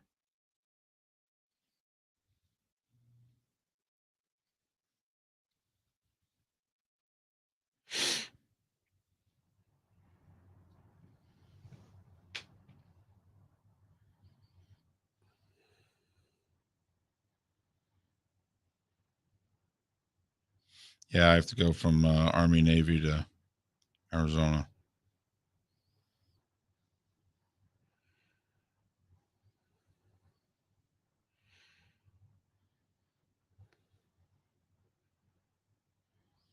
I have 2 great weekends. First weekend of November, LSU and the Saints, back to back. Nice. Watch how when we went on our trip. Was that pandemic? No, that was 2018. Yeah, Is it 5 that, seconds. oh my God, was it that long ago? Come back. 2018.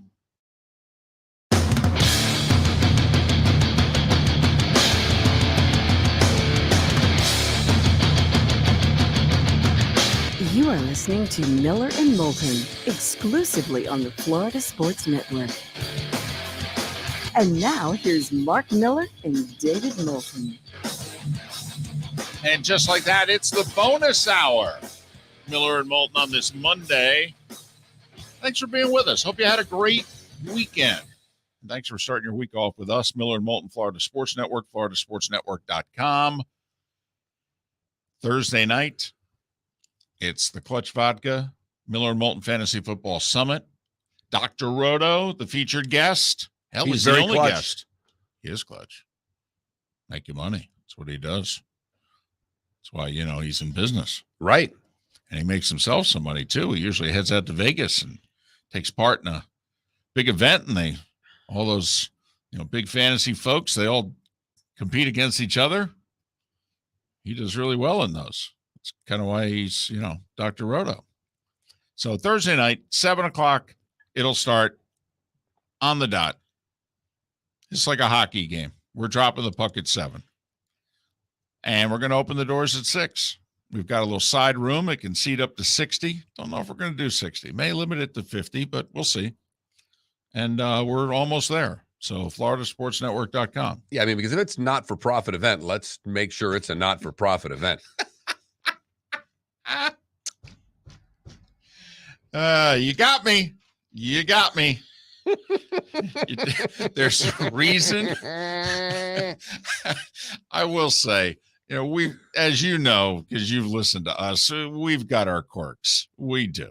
And, hopefully they're not too terrible for you guys to put up with. But when the two of us have to talk about things, hey, we need to meet about this. We need to talk about this. Our meetings are really short. Always have been. The show was founded literally in the lobby of this building. The conversation didn't last 3 minutes. Nope. The name of the show, 5 seconds or less. Mark said 10 or so years ago. He looked at me. We went to commercial break. He looked right at me. He said, "You will never negotiate anything having to do with us ever." And that was it. And so our name's on it. All right. And in theory, this could have benefited the both of us, but that would have taken proper negotiations. That would have taken a little bit more work, but regardless, I'm fired up about Thursday night, the Clutch Vodka Fantasy Football Summit, because Dr. Roto does a great, not a good job, does a great job with this. He's into it. He's fired up. He wanted to do this. Yes. Not like we're begging and pleading here. We asked. He said, "Oh, yeah, I'm in." We're lucky enough that Doc Roto happens to be local and can make it to an event like this for us. So we're fired up. You should be too. Hope to see you Thursday night for the Miller and Moulton Fantasy Football Summit presented by Clutch Vodka with Dr. Roto. We were talking a little AFC to end the normal part of the show, if you will, the part that goes out syndicated to other markets. But how many potential playoff teams do you see in the NFC? I mean, things go well. We have a good year. Can we just start with this premise? Mm-hmm. You did to me, and you said the AFC South, and you just said, all right, it's Colts or it's Titans. Yeah. But do you think the other's a playoff team? Let me ask you this. If it's Eagles or Cowboys, do you think the other team's a playoff team? Yes. I mean, put it this way. I can't draw a line through them. I can't do what we did with the AFC South, where we don't see two playoff teams coming out of it. You and I differ on who's going to finish first, but basically with that division, we're putting a 1 and we're circling it. There will only be one playoff team, we believe, coming out of this division. Will the Vikings be a wild card team? I believe so. Most people do not. I do. See, here's the biggest misnomer with the Vikings. First off, it's that Kirk Cousins sucks. He doesn't. No, actually, their defense the last 2 years has been god-awful. Thank you. 2 years. You hear what he said? 2 years. What has let the Vikings down the last 2 years is not Kirk Cousins and is not the Vikings offense. 2 years ago, their defense and special teams and offensive line let them down. Quite frankly, the only thing that was keeping the team upright was a quarterback, a running back, and a wide receiver. And last year, the defense was bottom 5 in the league.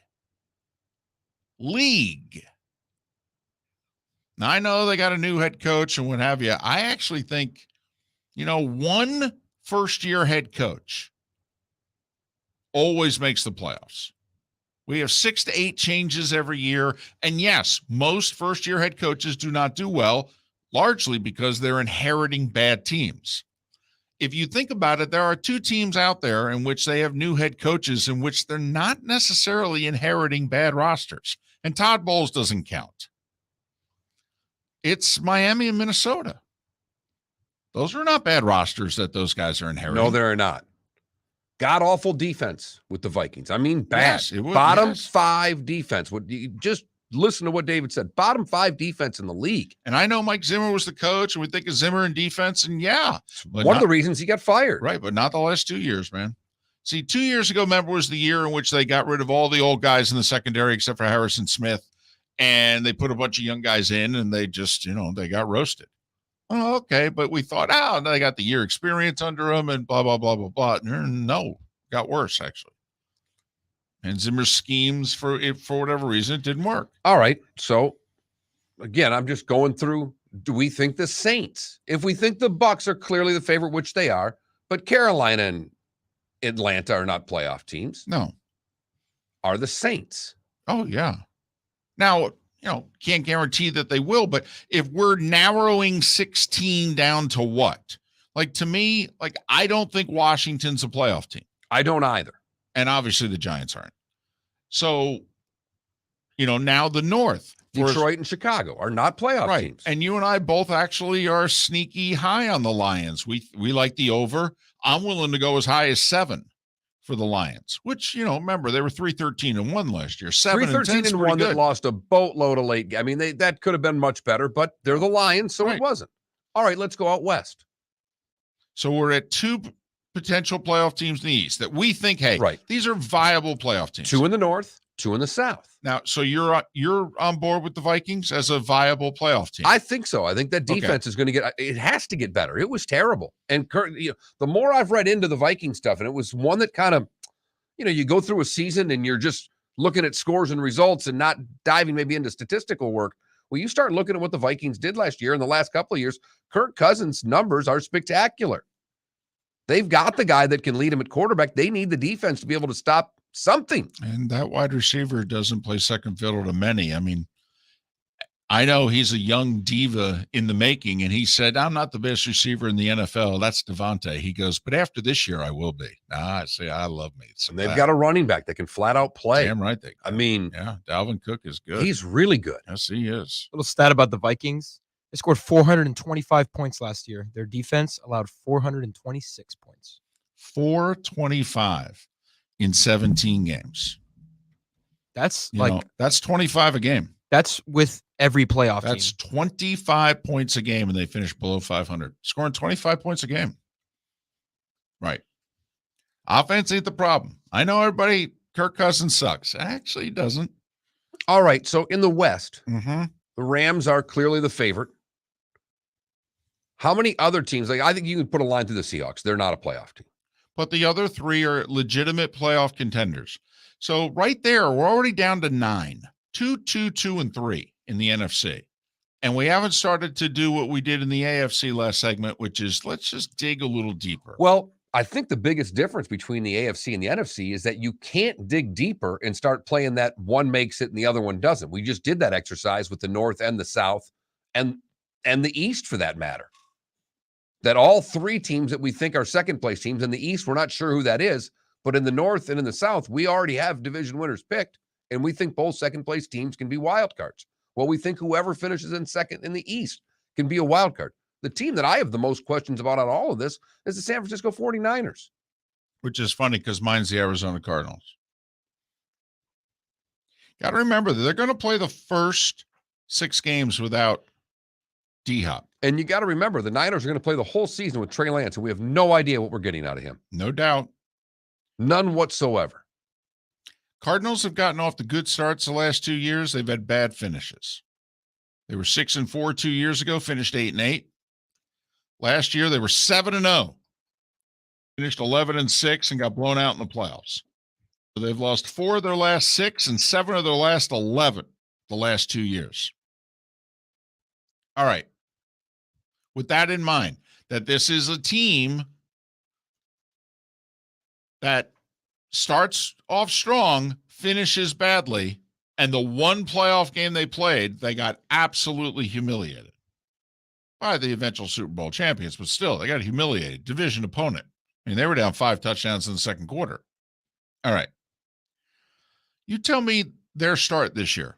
First 6 games without D-Hop. Chiefs. That should be a loss. At the Raiders. Well, could be 0-2. Home for the Rams. Wow. Yeah. Thank you very much. Thank you very much. Now, then they're at Carolina, which is interesting. Could get the whole, it could be Baker Mayfield, Kyler Murray, but come on. They got to win that game. Home for the Eagles. That's the game they got to win right there. By the way, that's a wild card tiebreaker right there. Could be. And then they're at Seattle. So if they get one of the first 3, they could be sitting there at 4-2 through 6. If they get one, yeah. If. By the way, then a Thursday night home game against the Saints, and then they're at Minnesota. We're talking about wild card tiebreakers here. Here you go. They're playing the Vikings, the Saints, and the Eagles all in the first half of the season. So just throwing that out there. By the way, they've struggled to end years. At Denver, home for Tampa Bay, weeks 15, 16. Then they end with 2 on the road, Atlanta and San Francisco. So 3 of their last 4 on the road. And the home games, Christmas Day against the Bucks. Thank you very much. I'm going to throw it out there. I don't think Arizona makes the playoffs. Now, I got to consider them a playoff. They're a viable playoff contender. Well, and I agree with that. And I told you, we went through the coaching odds. Kingsbury was the guy I was picking to be first fired, just from a value standpoint. And if by chance you agree with me that the West doesn't get 3 teams this year, that the NFC is a little stronger this year than last, and the NFC West doesn't get 3 playoff teams, that you just go, you know what, they'll get 2, but not 3. So now you're down to 8 for 7 spots, which, I'm bringing this up for like a Vikings fan, a Saints fan, an Eagles fan, and or Cowboys fan. Because some Cowboys fans I know are concerned. The other thing that it does show you is that every year we have a double-digit loss team that comes out of nowhere. Well, the NFC is where you can do it. Golfers, are you bored of the same old driving range warm-up routine that's not getting you the results that you want on the course? Power up your golf swing by adding resistance bands to your range sessions with the Orange Whip Golf's Power Strap Kit. Featuring band attachments to your feet and hips, Power Strap resistance training will boost club head speed, increase power, improve flexibility, all with just a few swings. Buy a Power Strap Kit today.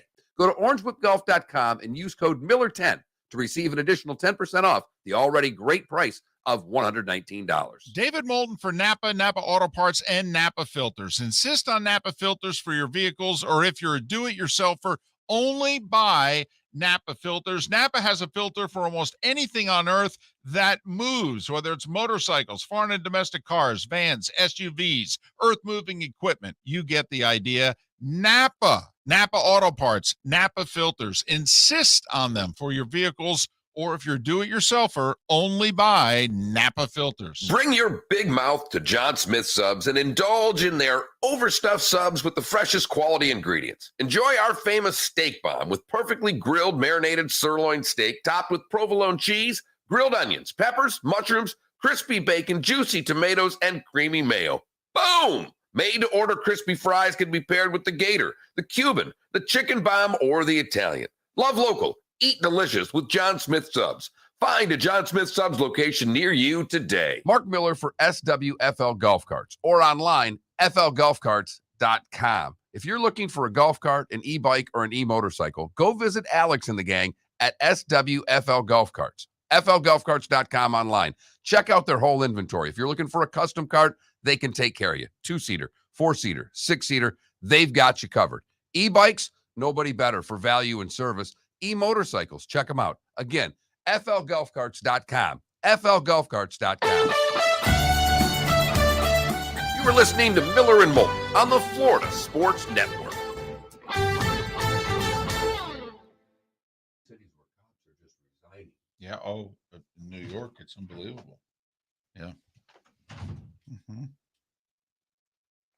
Is this live? Shadows make it look like it is.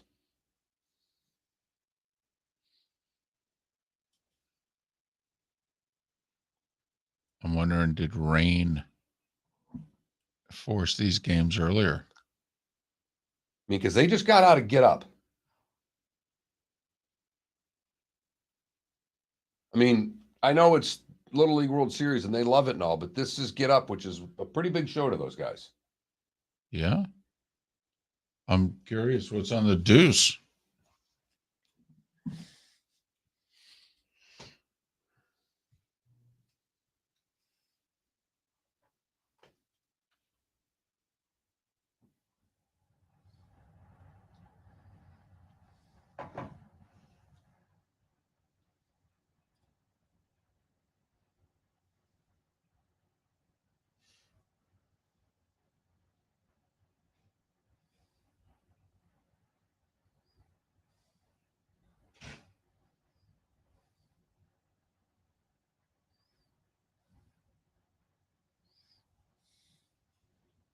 I saw it.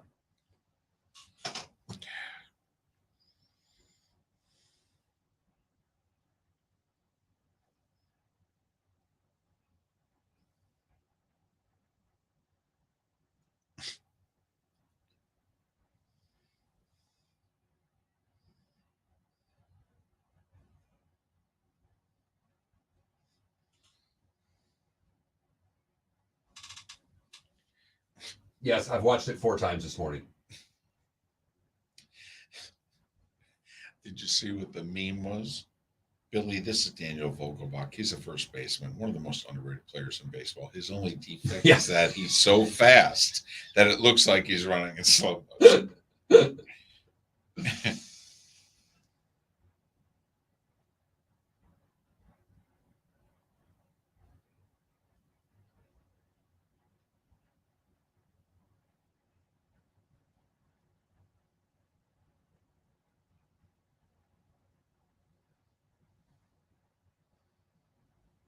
So Eckersley is retiring.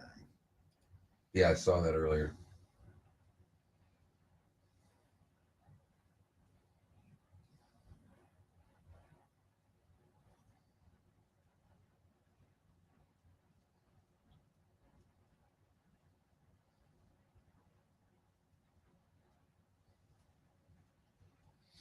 Oh, it's 8/8. Happy Jeff Fisher Day.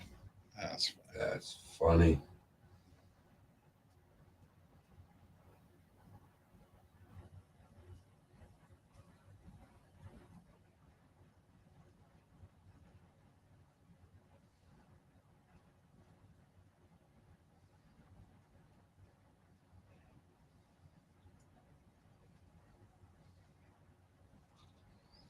D.D. Westbrook.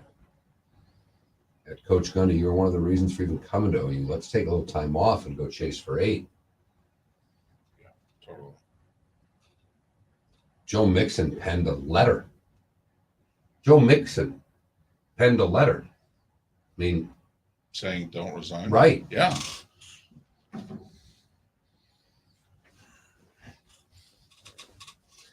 Second paragraph in his long letter. I know racist. He's not a racist. Most importantly, Coach Gundy is not, and I repeat, is not a racist in any way, nor has a racist bone in his body, mind, or soul. I grew up in the Bay Area and went to school, obviously, in Oklahoma. I know racists.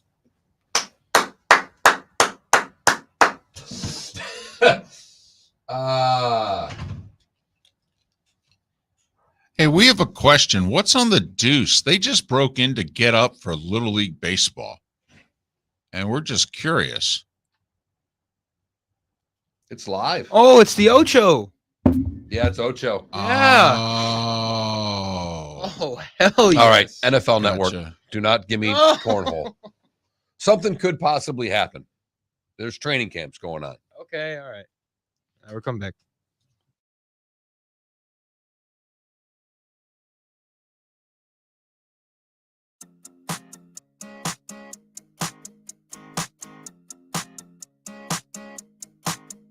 You're listening to Miller and Moulton, exclusively on the Florida Sports Network.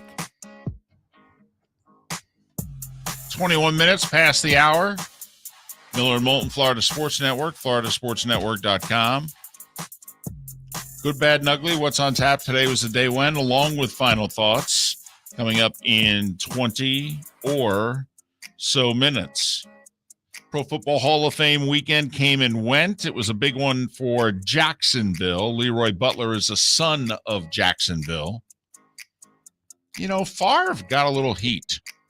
You know, it's an interesting question there. Like, when you're the leader of a team, and I understand Favre played quarterback and Leroy Butler was a safety, but some people were making a big deal that Favre was not at Hall of Fame weekend when Leroy Butler went in. Now, first off, he's a Hall of Famer.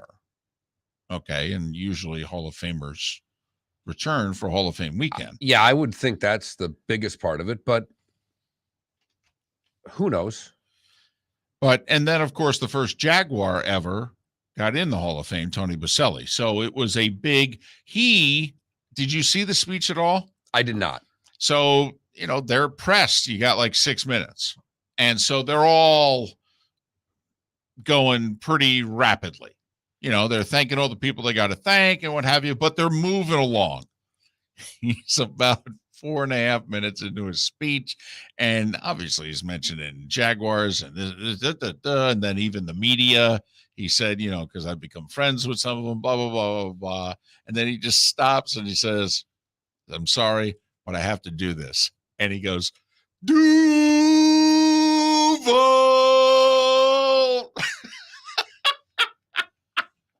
Nice. Yep.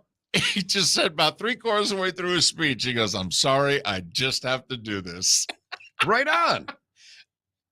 So I thought that was good. Tony's dad has passed away. He got in the Hall of Fame, but did not live to see it. And Bryant Young's speech touched a lot of people because he had, I believe, a son. His son who passed Of cancer. Cancer, right. And so, and Bryant said, hey, he's with us today, that sort of deal. And one of the last conversations we had was he wondered, would we still think of him, remember him, and that sort of deal. So that was a speech that obviously just stopped you right in your tracks. Steve Young, by the way, with an amazing live interview that he gave right before Bryant Young's speech. Baselli spoke, and then it was Young. And NFL radio had just enough time to interview somebody on the side of the stage, and it was Steve Young. And he made a point that I've never heard, Mark, because obviously when you think of the Niners and that 80s, 90s dynastic run, you think of Montana and Young and Rice. You think of the offense. And he said, yeah, the guts of that dynasty, he goes, was Ronnie Lott, Tim McDonald, Bryant Young. He goes, that was the guts of that dynasty. That was the soul of the team, he said. For those 20 years, it was Ronnie Lott in the 80s, then it was Tim McDonald and Bryant Young.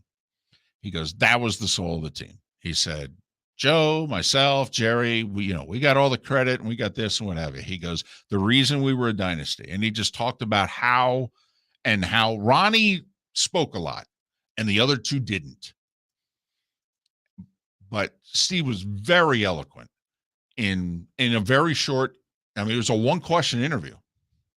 And it was, wow. Because, how many times has Bryant Young been given credit for the Niners dynasty? Honestly, run in never. The 90s. Right. Honestly, never. Right. And he was just like, listen, Bryant Young walked through the locker room, and if he came up and he said 5 words to you, it was like your dad talking to you. It was like, whoa. Okay. Yeah, and on the Favre thing, I guess I would look at. I'm not going to say anything disparaging for Brett Favre for not showing up. It just seems to me that if you were in the Hall of Fame, it would be a weekend that you would mark off every year to be there. That's me. Right. But you don't know. But he might have gone fishing. Who knows? And who knows? Joe Thomas during the draft Joe Thomas was fishing with his dad during the draft. All of us would have been wherever the draft was and walking on stage and hugged Raj. Joe Thomas went fishing with his granddad. Right. Who do you have more respect for today? I think it's Joe Thomas. By the way, are we sure that, because when we talked about this earlier in the show about the Hall of Fame, the backlog right now is whoa for the Pro Football Hall of Fame. It's remarkable when you consider that they put 20 of them in just 2 years ago. And the 2023 Hall of Fame class candidates that they're going to have to weed it down from is just take your breath away, because there could easily be 3 first-timers who walk right in. And Joe Thomas is considered one of them. Revis is another one. Dwight Freeney's another one. Right. And then, so, of those 3, right now, you had to bet just because of politics and, hey, we got to get certain people in. I'm sorry, you're going to have to wait a year, which, we all think's ridiculous, but we all know it happens. Of those 3, Revis, Thomas, Freeney. You got to remember, Joe. You could argue Joe Thomas, did he play in a meaningful football game? No. Now, not very many, but I don't think that matters. Now he's all-decade team and 10 consecutive Pro Bowls. Right. All-decade team. Yes. Was considered the best. Not to mention was never hurt. No, his final year at the end, he got hurt, and that was it. Final year, that was it. Right. 10,363 consecutive snaps. Right. Yeah. So Revis, now come on, Darrelle Revis. He's going to the Hall of Fame. Yeah, and he's going next year. Yeah, Revis Island. Right. Best corner since Dion. most people consider. Freeney won a Super Bowl, all those sacks. Yeah, 125 sacks. Right. Super Bowl. Those Colts teams that won the division every year were in the playoffs. He was the best defensive player on the team. I mean, we have to acknowledge that, right? Right. I mean, you could argue there were some who thought he was the second best player on the team. And at worst, third best. You put maybe a wide receiver ahead of him. So that doesn't leave a lot of spots left for the backlog. By the way, I happen to have an article I just pulled up so I can get all the names of missing players. And they have CBS.com CBSSports.com has listed the 20 best players not in the Hall of Fame. Uh-huh. They have Zach Thomas listed number 1. Torrey Holt, 2. Just Right. those 3 players and those 2. Right. Now, the problem for Zach, though, and Torrey Holt, there's only 2 spots left in the category that they fall under, right? Right. I mean, they have to go in with Thomas, Revis, and Freeney. And there's 2 spots left. There's a lot of other guys, by the way, who are up there to be considered. Like numbers 3 through 20 on that list. But yes, never mind, Dick Vermeil got in and he said, listen, I appreciate this, but if I'm in, then you got to put in Dan Reeves and Marty Schottenheimer and Mike Shanahan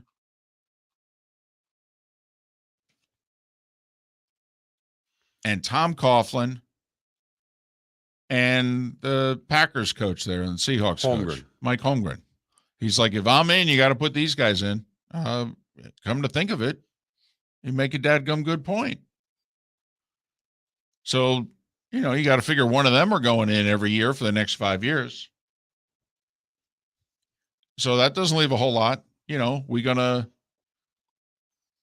do they put Kraft in? I mean, come on, Jerra's in. Right.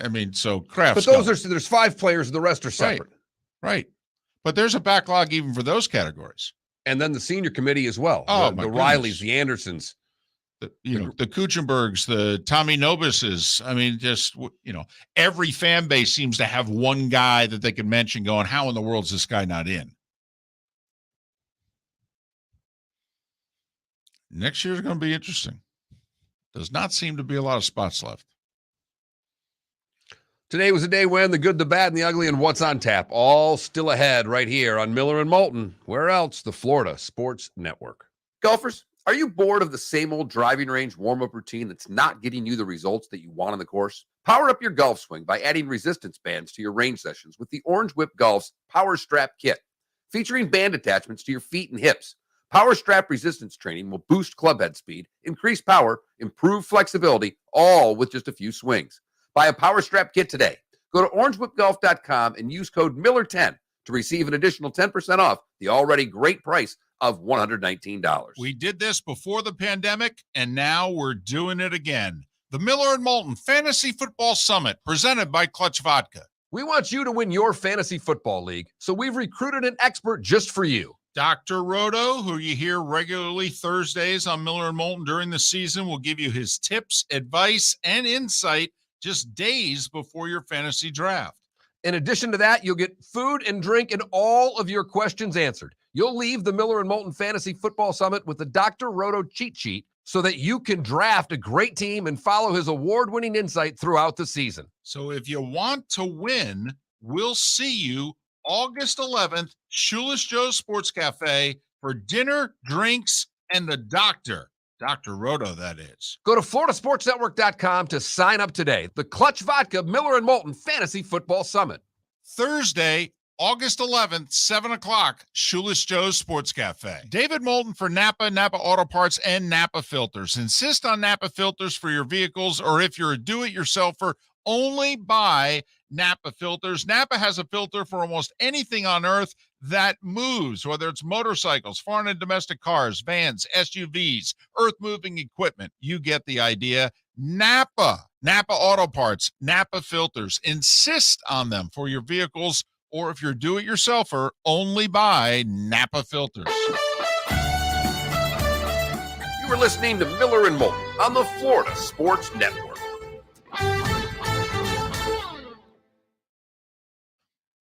Adam, there was a show that was done a week ago on NFL radio on a weekend edition leading into Hall of Fame weekend, in which the host asked every fan base, name the one guy from your team who's next to get in the Hall of Fame or that you believe should be in now.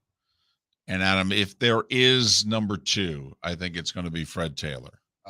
Fox Sports just released the Rinaldi's thing today. They just tweeted it out. The Bostock thing? Yeah. Wow. I thought it was coming out. We interviewed him a month ago. He said in August. Oh.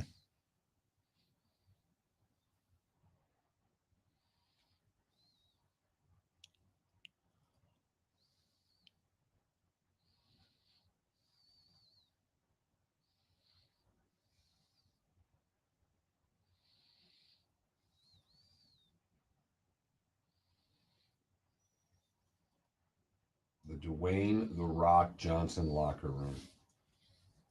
In Miami? Look at these pictures.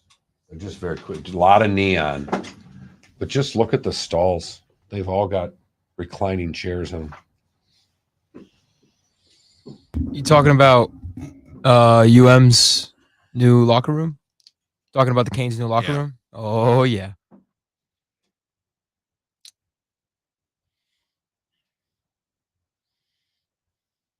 Now, those are on campus. Like, those aren't at Hard Rock. Correct. Yeah.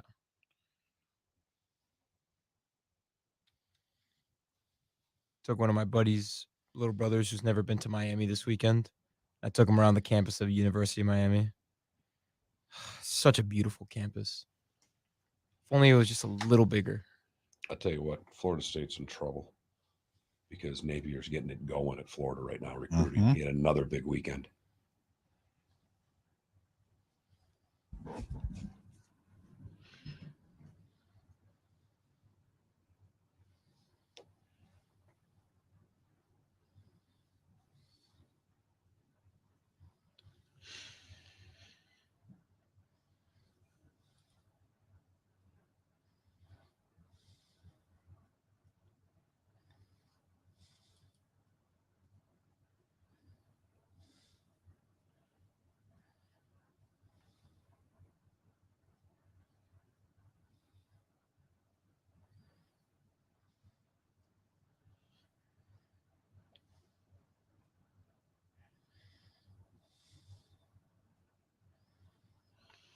You know what I hate? What do you hate? The sliding glove. Why? The oven mitt. The big, so that they don't break their fingers. Yeah, it looks. How many more pads can we get on a baseball player?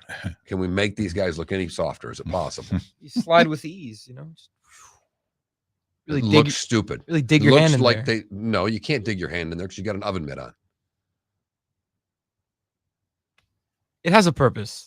I It understand. does. I understand. So do the elbow pads and the wrist pads and the leg pads and all the other pads they wear so they can dig in and you can't throw inside anymore. They say Don Baylor took all those hit by Right, pitches. right. didn't He have wasn't anything. wearing any of that. No, he didn't. So the helmet that has like the cheek extension. I don't like that either. I got to admit, with as hard as they're throwing today, I got no problems with the. Jeez, John. I got no Giancarlo. problems. Well, we with it. put a cage on him too. Well, listen, I got no problems with it. You could get really. They wear less pads they in throw Little League 100 miles. baseball They than throw- they do in the major leagues. They throw 100 miles an hour. I and not only that, they're not letting them cheat with the sticky tack stuff anymore. I got no problems with the face thing. Giancarlo had to put them on. Right. Got hit in the That- face so many times. I just that I'll differ with Jan. I don't like the, remember what Shell Samuelson, what was his nickname? Oh, he's like the Terminator. I mean, Yeah, I mean it was a Schwarzenegger nickname or something, or Robo something or whatever. Yeah. Jameis has the robo leg going on right now. I think you gotta have some onions standing there with the way they're throwing nowadays.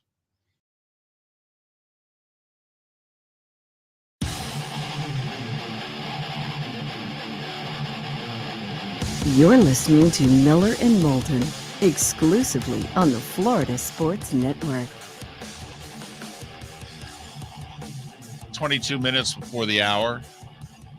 Miller and Moulton, Florida Sports Network, floridasportsnetwork.com. Sign up for the Clutch Vodka Miller and Moulton Fantasy Football Summit. It's Thursday night, 7 o'clock sharp. If you buy a ticket, you can get there at 6 and eat and drink. We're providing dinner and non-alcoholic beverages for you. 7 o'clock sharp with Dr. Rhoda, the Clutch Vodka Fantasy Football Summit at floridasportsnetwork.com. Remember when we started, and we were early, ahead of the national media about, and this is a while ago now, 10 or so years maybe, about the backlog at wide receiver? Right. When is the next running back going to get in the Hall of Fame? And I say that, Mark, because do you know right now, there is not an active running back, and I do not consider Adrian Peterson active. I know he played last year sparingly and the whole deal. He's not in a training camp with anybody. Yes, he could get called when the season starts like he did last year. But I think 15 years in the league, I think Adrian Peterson's done. If so, by the way, just under 15,000 yards, fifth all time, Adrian Peterson. But there's not a running back in the top 50 all time who's currently running the ball. You want a trivia question to win a lot of bar bets with? Name, if you take Adrian Peterson off the list, name the active running back with the most career rushing yards. Oh, goodness. Mark Ingram, just under 8,000. Well, the next running back that's going to go in years. is to be a versatile guy. It's going to be someone that's catching a lot of balls, a McCaffrey, a Kamara type player. Okay. That to me. Zeke, by the way, 500 yards behind Mark Ingram. Zeke's an interesting thing. Has Zeke hit the wall? The last year and a half, he looks like he's hit the wall. Averaging over 1,200 yards a year, 6 years in the league. But put it this way, if Zeke doesn't have a better year this year, he ain't going to be a Cowboy in 2023 unless he takes a massive pay cut. Now, you asked me, by the way, the same amount of time in the league, Zeke and Derrick Henry have been in the league the same amount of time. Zeke's got 600 more yards rushing than Derrick Henry. Wow. And you asked me last week, right? I think Derrick Henry will be in the Hall of Fame when all's said and done. But, Melvin Gordon's got a little over 6,000 yards, 7 years in the league. If McCaffrey stays healthy. But he can't do it for a season, let alone for a career. You're right. And I'm with you. To me, it's a McCaffrey, it's a Kamara, it's someone like that not only is a runner, but is a pass-catching threat. But you have to have longevity to do that, and no one seems to want to allow longevity with the running back. Now, Alvin Kamara, 198th on the all-time rushing list right now. He's been in the league 5 years, rushed for 4,200 yards. He's averaging 850 yards a year rushing right now. Real quick, someone just called in. Frank Gore? He retired. He's retired. But will he make the Hall of Fame? Oh, absolutely. Yes. Then there you go. He's third all time. 16,000 yards. Yeah, third all time. Absolutely he will. Now, he's a compiler. There's no doubt about it. Frank Gore's Craig Biggio, right? You want a fair comparison? Isn't that a fair comparison? Frank Gore was a really good player for a really long time. Alvin Kamara has 3,300 yards in receiving already too, though. Right. That's why Right. To me, it's going to be that. It's going to be that combination. But Christian McCaffrey, unless they missed him here, I don't have Christian McCaffrey in the top 250 all-time rushing. He's got a lot more he's got to do, I think. Yes. So, but that's an interesting position going forward. Whereas that's been a sexy position. There are a lot of Hall of Fame running backs. There may not be all that many going forward. We don't have a lot of featured backs anymore. We have a lot of, how many more years did Nick Chubb have to do what he's doing right now for you to even remotely consider him for the Hall of Fame? First off, a running back to get a decade in the league being a featured back seems almost like a thing of the past, David. You know, Nick Chubb's been in the league 4 full years. Now, he's averaging 1,200 yards a year.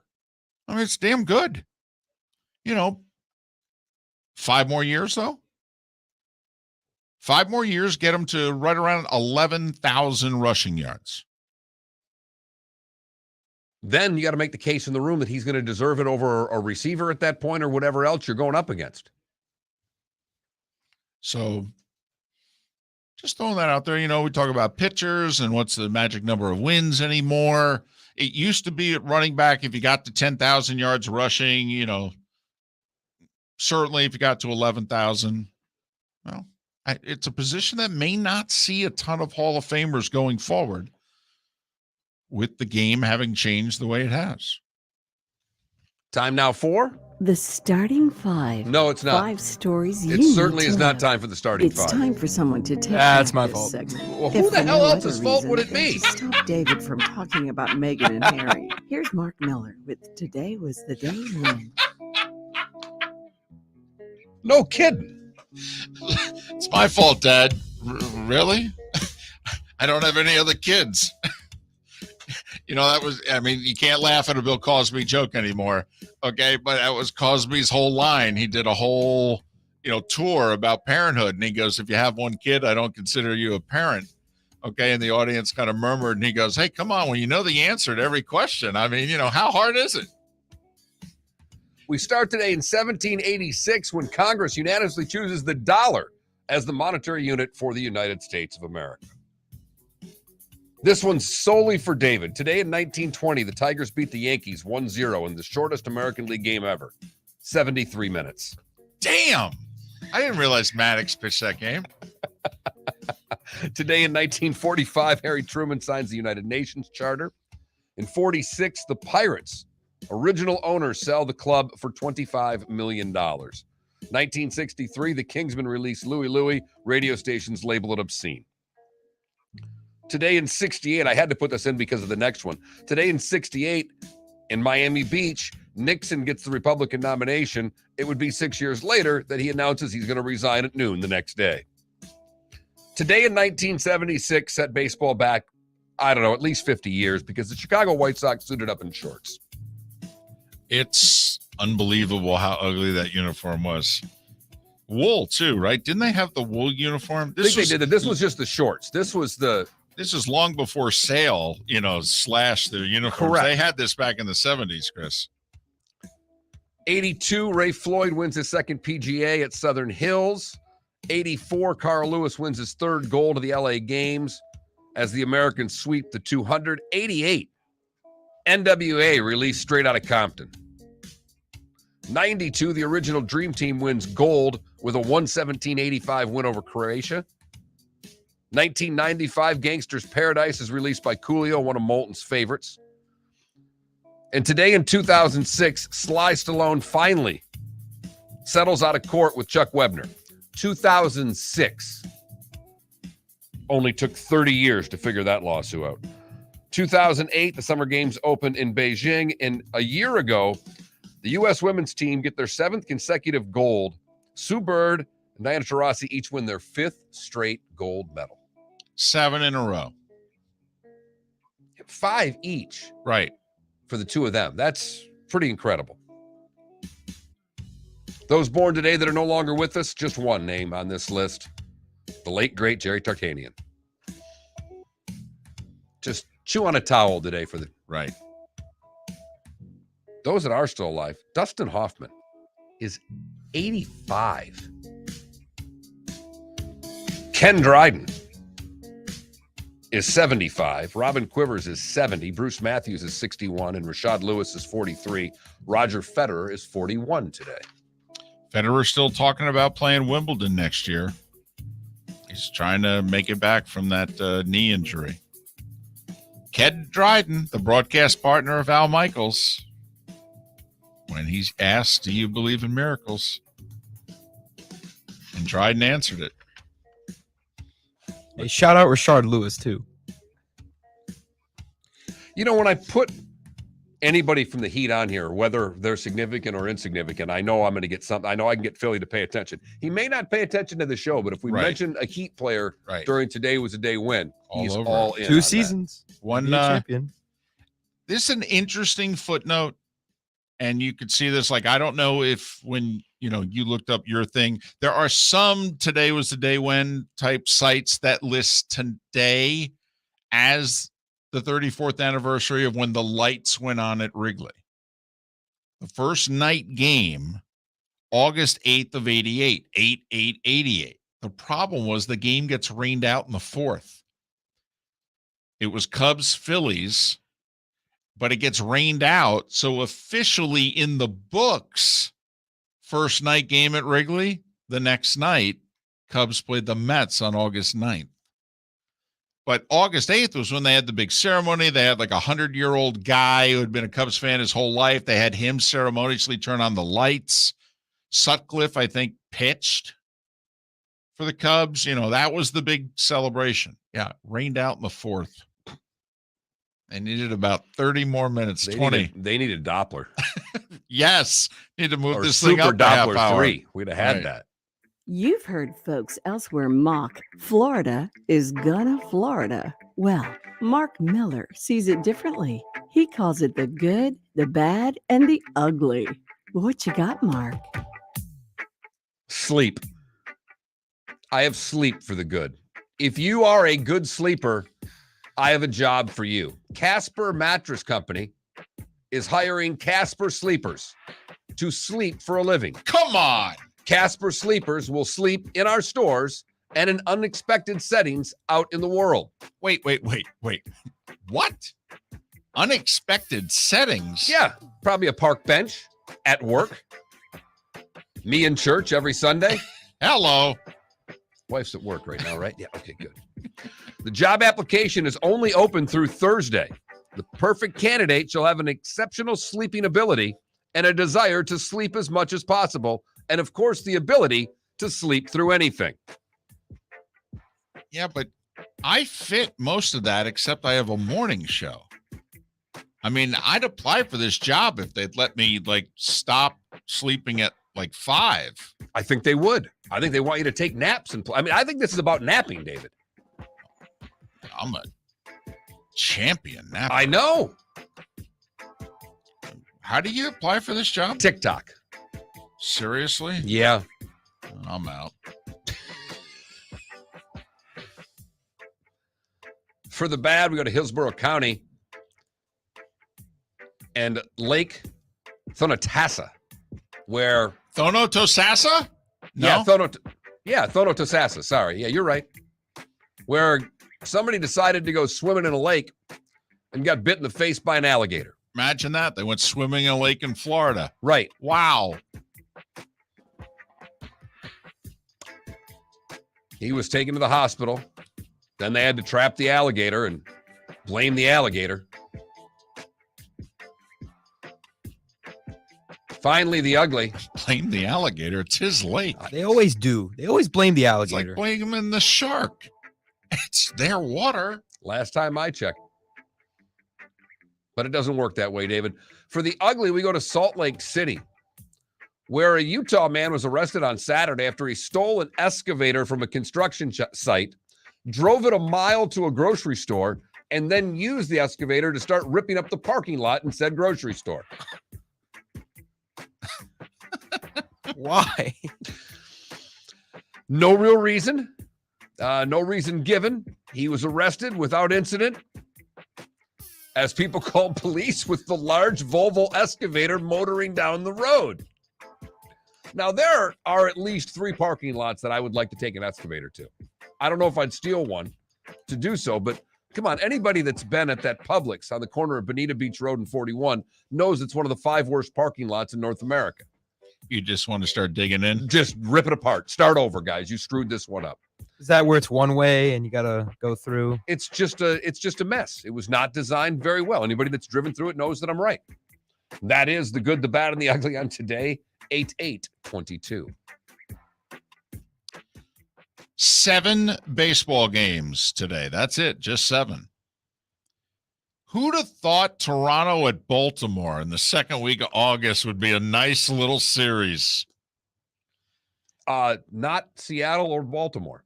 Seattle, by the way, hosting the Yankees, who have lost 5 in a row and are 14-19 since June 30th.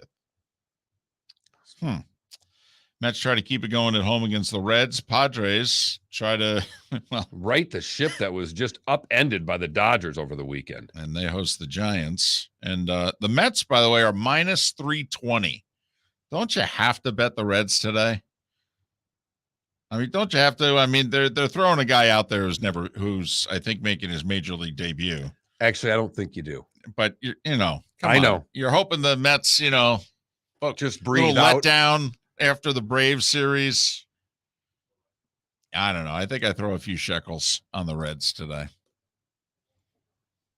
When are we going to get an answer in Deshaun Watson this week? Do you think we get it by midweek?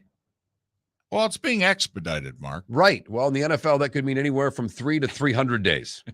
We almost went a whole show without talking about him. Almost. Well, it's kind of a big thing that's looming out there. True.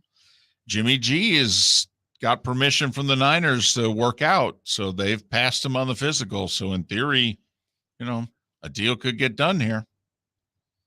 But if you're going to do a deal, you want to get it done. You need him to learn an offense. If you're going to actually expect him to play, that's why I don't buy a whole lot of it. Mark, come on. You hand the ball to Nick Chubb 25 times, you fake it to him 15 more, you roll out to the right, you hit your tight end. I mean, how complicated is this?